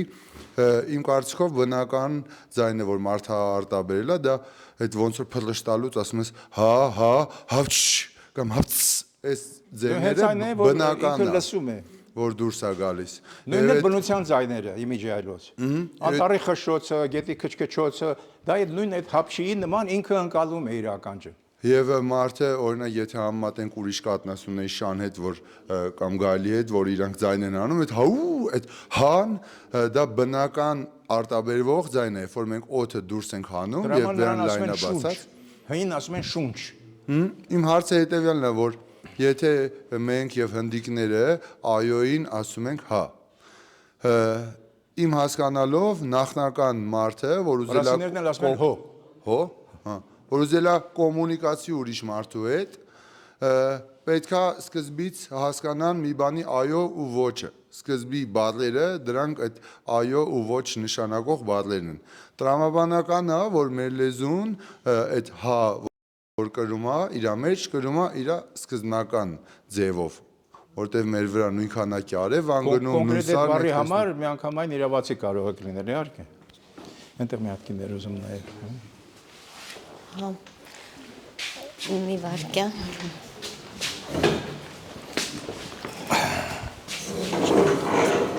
Շնորհակալ եմ։ Այսպեսի հարց ունեմ, ինչով է բացատրվում մեր խոսակցական եւ գրական լեզուների խիստ տարբերությունը։ Որ խոսակցական եւ գրական, ու հատկապես մեր գրաբարի այդ առանձնացված լինելը, որը ցավոք մենք կորցրել ենք ու նաեւ արևմտահայերենն ենք այսօր շատ ավելի թույլ տիրապետում կամ վերջի տարիների դժբախտ դեպքերով պայմանավորված մեր հայրենակիցները գալիս են ու մի քիչ լեզուն մնում է, բայց նախորդ դարում արևմտյան այդ նորեկների հետ կապված ավելի շատ էր լեզուն։ Ուզում եմ իմանալ մենք նախ ինչու ենք գրաբարը կորցնում եւ ինչով է պայմանավորված մեր գրական լեզվի տարբերությունը, խիստ տարբերությունը խոսակցականից։ Շնորհակալություն։ Մեր ցանկությամբ չի տեղի ունենում ոչ կորցնելը, ոչ լեզվի փոփոխությունները։ Լեզուն այն նժույգն է, որը քեզ ծառայում է, բայց թույլ չի տալիս իրեն կառավարել։ Նա քեզ օգնում է, բայց թույլ չի տալիս իրեն կառավարել։ Հիմա տեսեք ինչ կա այստեղ։ 100 տարի առաջ գրողները գրում էին։ Նա անցնում էր մի փողոցովը։ Նա կանգնած էր մի փողոցումը։ Նա գտնվում է, նա հեռացավ այն քաղաքիցը եւ այլն։ Հիմա դուք ինչի՞ չեք այդ ձևերը օգտագործում։ Ուղղակի հարց եմ տալիս։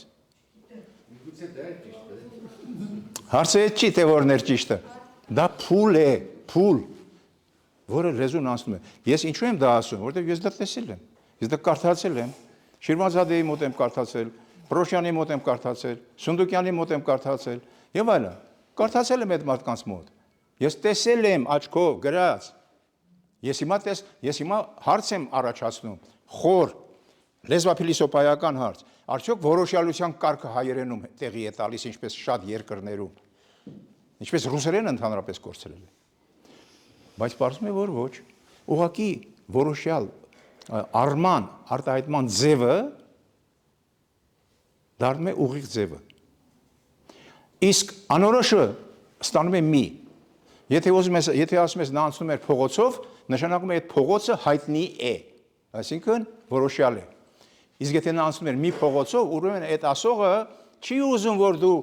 ուշադրություն դարձնես այն հարցի վրա, թե այդ որ փողոցներ, ինքը ասում է դա կարևոր չի։ Այո, քո գործը չի։ Դա չի էականը, էական հարցը դրա մեջ, դա չի մտնում բանի ակտուալի մեջ, ակտուալ տրոհման մեջ տրվածը եւ նորը, դա նորի մեջ չի։ Եթե ես քեզ ասում եմ Պետրոսը Փարիզից եկավ, ես ենթադրում եմ, որ դու գիտես ով է Պետրոսը։ Իսկ երբ որ քեզնից լսում եմ, թե ասում ես Պետրոսը ով է, ես հասկանում եմ, որ ես սխալ մարդու եմ դիմել։ Այսինքն խոսողն ու խոսակից այնպես չի, որ լրիվ խոսողը խոսակցին հայտնում է բաներ, որ նա չգիտի։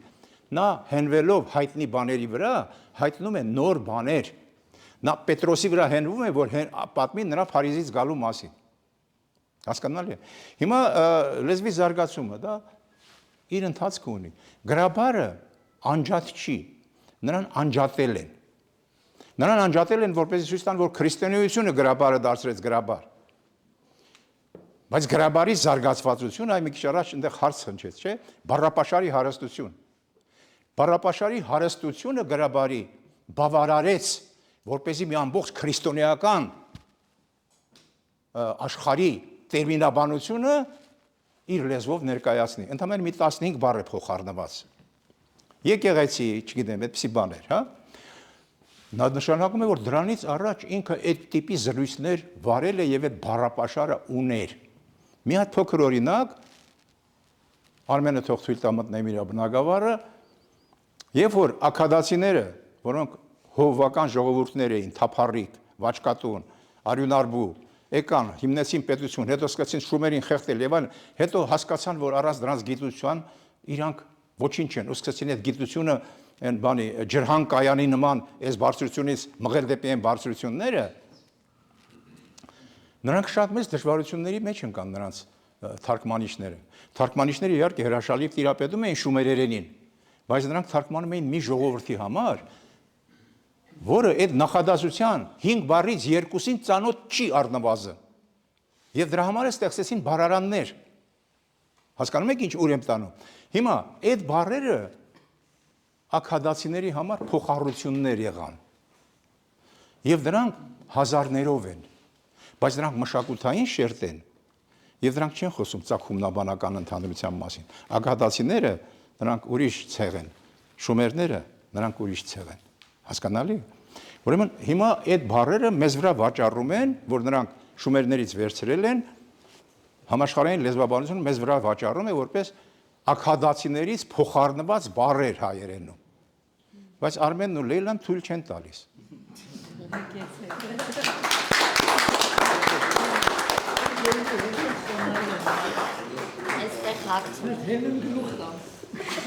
Շնորհակալություն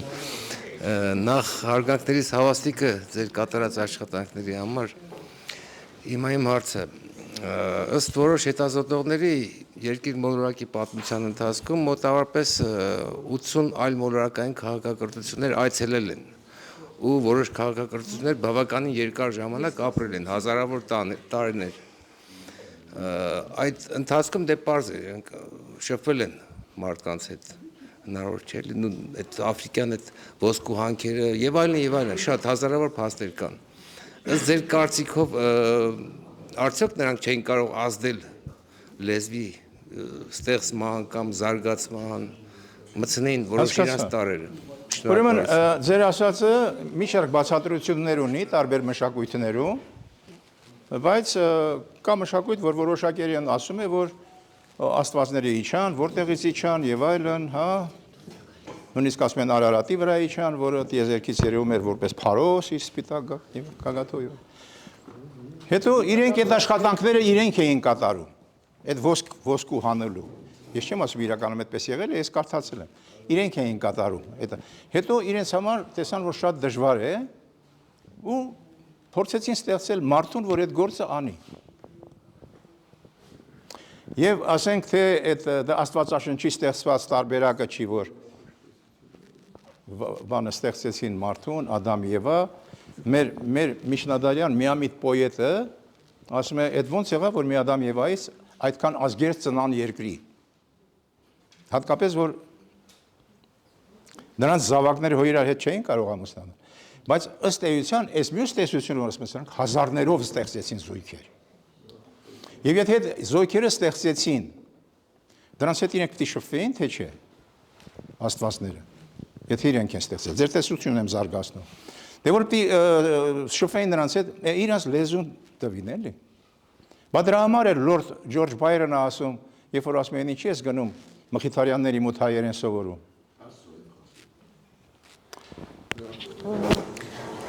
Այստեղ հարց ունենք։ Նախ շնորհակալություն, շատ հանգամանալից, շատ հետաքրքիր զեկույցի համար, շատ ուսանելի է։ Ես մի հատ փոքրիկ հարց ունեմ անկլավի հետ կապված, որ ասացիք։ Նախ այդ գաղափարը ինձ շատ հոգեհարազատ է եւ դա տանում է շատ ավելի խորը հեռուներ։ Հիմա հարցը հետեւյալն է։ Եթե մենք դիտարկում ենք անկլավի տարբերակը, որը որ հայկական մշակույթի մեջ ոչ միայն լեզվաբանության, այլ նաև ճարտարապետություն եւ մշակույթի մյուս ոլորտներում պետք է ակնհայտ երևում է։ Ուզում եմ հարցը այսպես տամ, առավել եւս որ Բայրոնին էլ հիշեցինք, եթե հայերենը ժամանակի ընթացքում մշակվել է, ձևավորվել է եւ զարգացել է, դա բնական է, բայց խոսք գնաց նաեւ բազային լեզվի մասին, չէ՞։ Արդյոք կարա լինի տեսակետ, որ այդ բազայինը արարչագործության սկզբում հայ մարդուն հենց տրվել է բազայինը, որովհետեւ ենթադրություն, որ կարող է եւ հայերեն տառերը եւ հայերեն լեզուն բազային տեսքով տրվել է, ի սկզբանե կառուցված արարչագործության սկզբում։ Ասեմ։ Իհարկե, այդ որ մի քիչ առաջ ասեցի աստվածները, որ ստեղծեցին, դրում իրանց լեզուն տվեցին բնականաբար, սա հասկանալի բան է, բայց դե այդպես եղել, թե այդպես չեղել, ոչ ոք չգիտի։ Հիմա անկլավայնություն, այո, անկլավայնությունը շատ կարևոր է, այս հատկանիշները ես որ ընտրում էի, մի քանի հատկանիշ ընդհանրապես դրանց մասին չէին խոսի, նաև անկլավայնության մասին ոչ ոք չէր բանարել։ Հետո ես ստուգեցի տարբեր հարցումներով, տեսա, որ իսկապես դա շատ կարևոր բան է։ Այո, անկլավայնությունը թույլ չի տալիս խառնակություն։ Դա լինի լեզուն, դա լինի ճարտարապետությունը։ Հիշում եք, որ անցյալ անգամ այստեղ Հակոբը ասեց, որ այնտեղ ճարտարապետական առաջին մտահղացման, այսպես արդեն պատմություն հասարակական շենքի առաջին։ Եվ սա շատ կարևոր է, որտեղ երբ որ մարդը սկսում է բնության մեջ տեղաշարժեր կատարել, իրեն հարմարեցնելու, հարմարավետություն անելու եւ այլնի հետ կապված, ուրեմն ինքը դրա կարիքը ունի։ Եվ հետո ես մի քիչ համամիտ չեմ այն բանի հետ, որ նախամարդը շատ պրիմիտիվ էր։ Նա կարծում եմ, որ մեզնից շատ քիչ էր տարբերվում իր հույզերով, զգացմունքներով եւ այլն։ Գուցե ամեն ինչ դեռ անվանում չէր դրել, բայց միևնույն դեպքում նա կար, որպես էություն շնչում էր եւ արտաշնչում էր։ Հիմա ճարտարապետությանը գանք, ուրիշ մշակույթներին գանք, բնության հետ հարմարվելու այդ դաշինքին գանք, կամ այդ հարմարավետությանը գանք։ Այո, բոլորը իրենց, որտեղ իրենք ուրիշից չեն տեսել, ստեղծել, ուրիշից չեն նայել իրենց ստեղծածը նրանց հարմարացրել։ Այս ինքնատիպության խնդիրն է բերում, որը միանգամայն դուք իրավացի եք եւ ճարտարապետության մեջ եւ մնացած բոլոր ոլորտներում, նաեւ բնականաբար լեզուն շինովի բան չի։ Լեզուն ինքնաբերաբար ստեղծող մի բան է։ Դրա համար ես դժվարանում ասել, թե լեզվում դա ինչպես է եղել, բայց լեզուն էլ իր ներքին զարգացման օրինաչափությունները ունի, մանկական խոսքից սկսած, հայ երեխան իր առաջին ճիչը եւ այլն կարող է շատ չի տարբերվում մի ուրիշ ազգի երեխայի ճիչից, բայց գնալով սկսում է տարբերվել։ Հասկանում եք։ Հիմա երեխայի լեզվի արարումը մենք չենք կարող համեմատել լեզվի ծագման հետ, որտեղ երեխայի լեզուն առաջանում է լեզվական միջավայրում եւ այդ եղած լեզուն նրա վրա ազդում է։ Բայց մենք պետք է ի նկատի ունենանք մի հանգամանք, որ երբ որ մարդը սկսում էր խոսել, նա որոնումների մեջ էր։ Եթե Միկլոխոմակլայը ասում է, որ ինքը երբ որ այդ բանում Գվինեայում ասում է ես գոնե պիտի շամանի չափ պատիվ ունենայի, որ ինձ բանի տեղ դնեին։ Եվ ինչ էր անում, վերցնում էր սպիրտը, բերանը, փչում էր կրակի վրա ու բերանից բոցեր։ Վերջ, բավական էր, որ նրան խնկարկեին։ Այսինքն նրանց մոտ ավտորիտետ է, էլի, աբոն։ Ուրեմն այսպիսի բաներով, բայց ինչ էր ասում։ Ասում է հանկարծ երբ որ իմ մոտ ինչ որ մի բան էի անում, որ այդ ցեղի մասնակիցները տեսած չունեին եւ դրա գործածությունը տեսնում էին, հանկարծ ասում է ինչ որ մեկը մի բան էր ասում եւ հաճախ ասում է երբեմն էլ երկուսը նույն բանն էին ասում։ Թե ինչպես է ստացվում, ես չգիտեմ։ Եվ դա դառնում էր այս իրանց լեզվիով տված անունը։ Այս է ինքնատիպություն։ Շնորհակալություն։ Ձեզ է շնորհակալություն։ Վերջի երկու կարճ խնդրում եմ, հարցերը եւ ավարտենք։ Շնորհակալություն։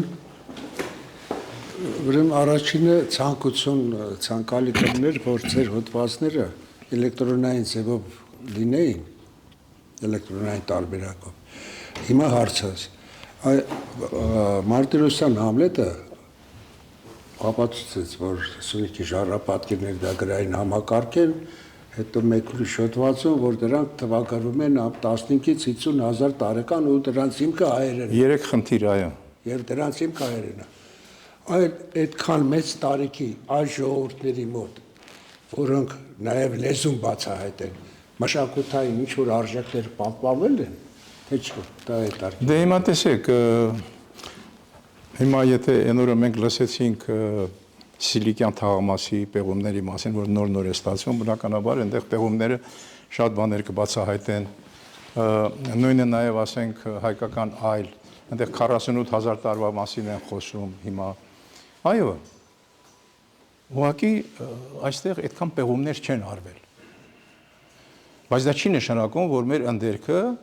նման պատմական հնություններ չի պարունակում, ով գիտի, որովհետև ինքը այս լեռնաշխարհը իր, ասպես ասենք, մեկուսացվածությամբ մի բան է հուշում եւ բարձրաձայնում,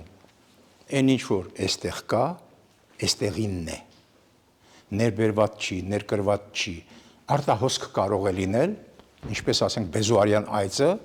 հայկական այդ գաղթությունների միջոցով հայտնվեցին աշխարհի տարբեր վայրերում, բայց կենթանաբաններն ասում են, որ Բեզուարյան այծը հանդիպել է միայն հայկական լեռնաշխարհում։ Այսպիսի ուրեմն բաներ կան։ Դժվարանում եմ ասել, թե ինչ խնդիրներ կան։ Հիմա Համլետի հետ կապված։ Համլետի մոտ մի շատ լավ բան եղավ, ասեմ, ցածկ, որ նա խոսում էր 15,000, 12,000, 11,000 տարիների մասին ու հանկարծ սկսեց ասել մարդու բնակության օրից մինչև 15,000 տարի։ Հասկանում եք դա ինչ է։ Նա ասաց, որ ես արդեն գալիս եմ ոչ թե 15-րդ հազարամյակից, ես գալիս եմ դեպի 15-րդ հազարամյակ, որից հետո արդեն ժայռապատկերներ չփորվեցին Հայաստանում։ Այն օրը Կարենն էր խոսում, Թոխացյան ասում է 7-ից 2-րդ հազարամյակները ժայռապատկերներ են փոխել։ Բանը մեր ընկերը իրեն հավեր շիշատակ Ազիզբեկյան ասեց, մեզ տարավ մի վայր, ուրեմն մի հատ հրաբուխ 15,000 տարվա լավա էր եկել,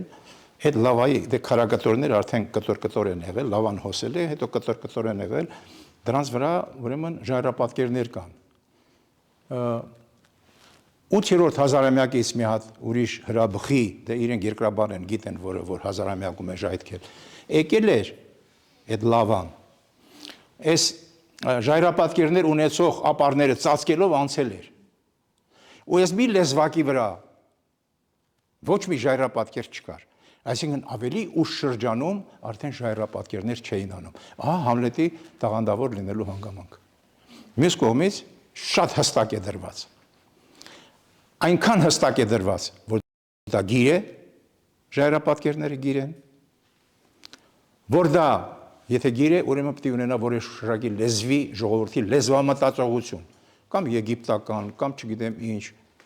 նա ունի հայկական լեզվամտածողություն, ինքը դա էլ ապացուցեց, եւ վերջինը նաեւ 4-5 աստիճանով բարձրանալով,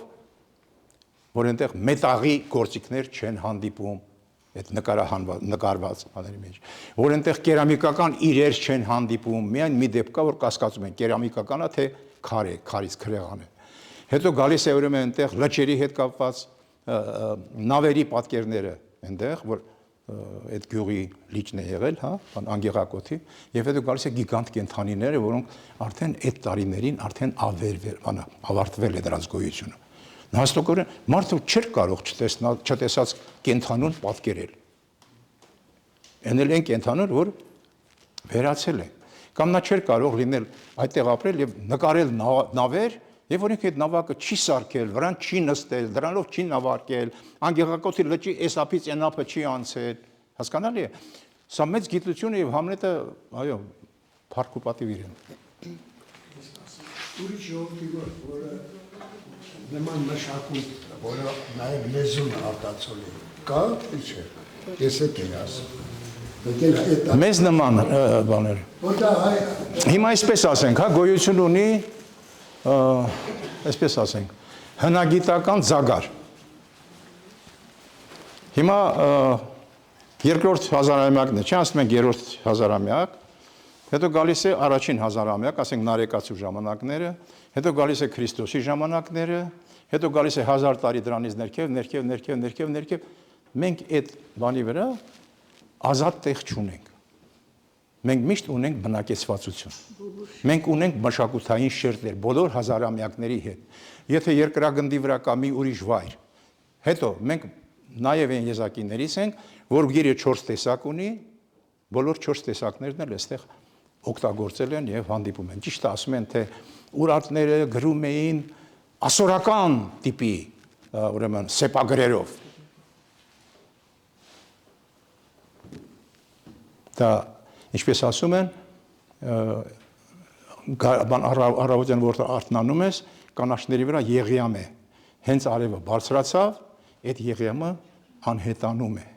Այո, երբ որ մենք արդեն զբաղվենք ճշմարիտ գիտությամբ, այդպիսի եղիամներ կամ ցրտահարություններ չեն լինի։ Շնորհակալություն։ Մի հարց էլ վերջինը Թոմասոնի եւ ավարտենք։ Մեր այբոբենը յուրահատուկ է, ունի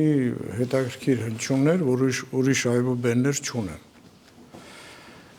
Ինձ հետաքրքիր է այդ կոնֆլիկտը, այդ հնչյունների ընկալման ունակությունն է բերել լեզուն ստեղծելուն, թե լեզուն կարիք է ունեցել այդ հնչյուններին։ Եվ երկրորդ հարցը, եթե ասենք այս տարածքում ձևավորվենք ոչ թե մենք, այլ ռուսները, այդ հնչյունները կունենային եւ այդ լեզուն։ Ինչպես։ Եթե այս տարածքում, որտեղ որ մենք ենք ձևավորվել, ձևավորվեին ռուսները կամ ուրիշ ազգեր։ Նրանք էլ են այստեղ ձևավորվել, գնացած են իրանք ստեղից։ Այսինքն իրանք այդ հնչյունները ստեղի արմատներով են գնացել, բայց հետո կյանքը փոփոխություններ է կատարել իրենց լեզվի մեջ։ Ես հասկացած ես, հիմա ասեմ, եթե վերջացրիք։ Ինչպես։ Դե հիմա հենց այդ է, որ տնքում են ու չեն ասում։ Հատուկ պատմահայմատական լեզվաբանությունը ունի տեսական եւ գործնական մեթոդներ։ Տեսական մեթոդը այն է, որ ամեն մի հետազոտող, համեմատող պիտի դա նախ իմանա, նոր սկսի համեմատել։ Իսկ գործնական մեթոդները նրանք են, որոնցով կոնկրետ համեմատությունները տարվում են։ Այս տեսականի մեջ մի հատ կետ են մտցրել, որ ես կարծում եմ, որ հենց այն գլխից հայերենի դեմ է եղել, որ համեմատվող լեզուներից ոչ մեկը չի կարող նախալեզուն լինել։ Ախպեր, որտեղից իմացաք։ Չեք կարող ասել։ Հնչյունների հետ կապված։ Այ մի քիչ առաջ ես հիշեցի հերդերի տեսությունը, ականջը լսել է եւ այլն։ Տեսեք, տիպաբանությունը ցույց է տալիս, որ աշխարհում 13 հնչյունից մինչև 75-76 հնչյուն ունեցող լեզուներ կան։ Մենք միջին թիվ ենք կազմում, եւ այդ միջին թիվը 25-ից 45-ն է։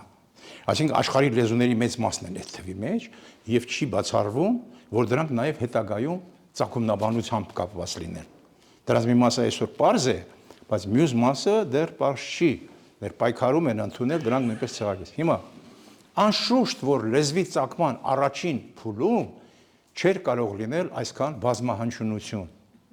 Հնչյունները հետո, ինչպես ասում են, քեֆանողին քեֆ չի պակսի, քանի գնում արդեն տրամադրությունները բացվում են, նոր բառեր, եղած հնչյունները չեն բավարարում, ձայնավորներն էին քիչ, բաղաձայններն էին քիչ, եւ գիտեք, ես հանգամանքը կրվան են դարձնում, ասում են, հին ժամանակներում տարբեր մտածողության տեր լեզուներ, ժողովուրդները կարող էին պատահականորեն նույն բանը նույն ձևով ասենք հաց անվանել։ Այսինքն պատահականության դերը իհարկե կա, ոնց որ մայրական խոսքում մամա, պապա, բաբա, վավա, ուտի եւ այլն, այս բաները իհարկե շատ լեզուների երեխաների մոտ հանդիպում են, բայց սրանք շատ սահմանափակ են։ Սկզբունքորեն, երբ որ ասացին, թե հայերենը չի պահպանել հնդեվրոպական նախալեզվի պայթականների բազմազանությունը, բայց հնդկերենը պահպանել է։ Ուրեմն մենք այդտեղ բ դ գ մի հատ էլ հնչյուն կա, հետո բ փ փ, բայց բ-ի մի հատ է բ-հն կա։ Օրինակ տեսել եք, չէ՞ դելին ոնց է գրվում, դ-հ, դելի։ Այսինքն նրանք ձայների հնչեղացված տարբերակներն են, 4 քարաշարք քարաստիճան է ստեղծվում նրանց մոտ, բայց ով է ասում, որ լեզուները գնալով հնչյունները կորցրել են։ Ոչ, գնալով հնչյունները շատացրել են։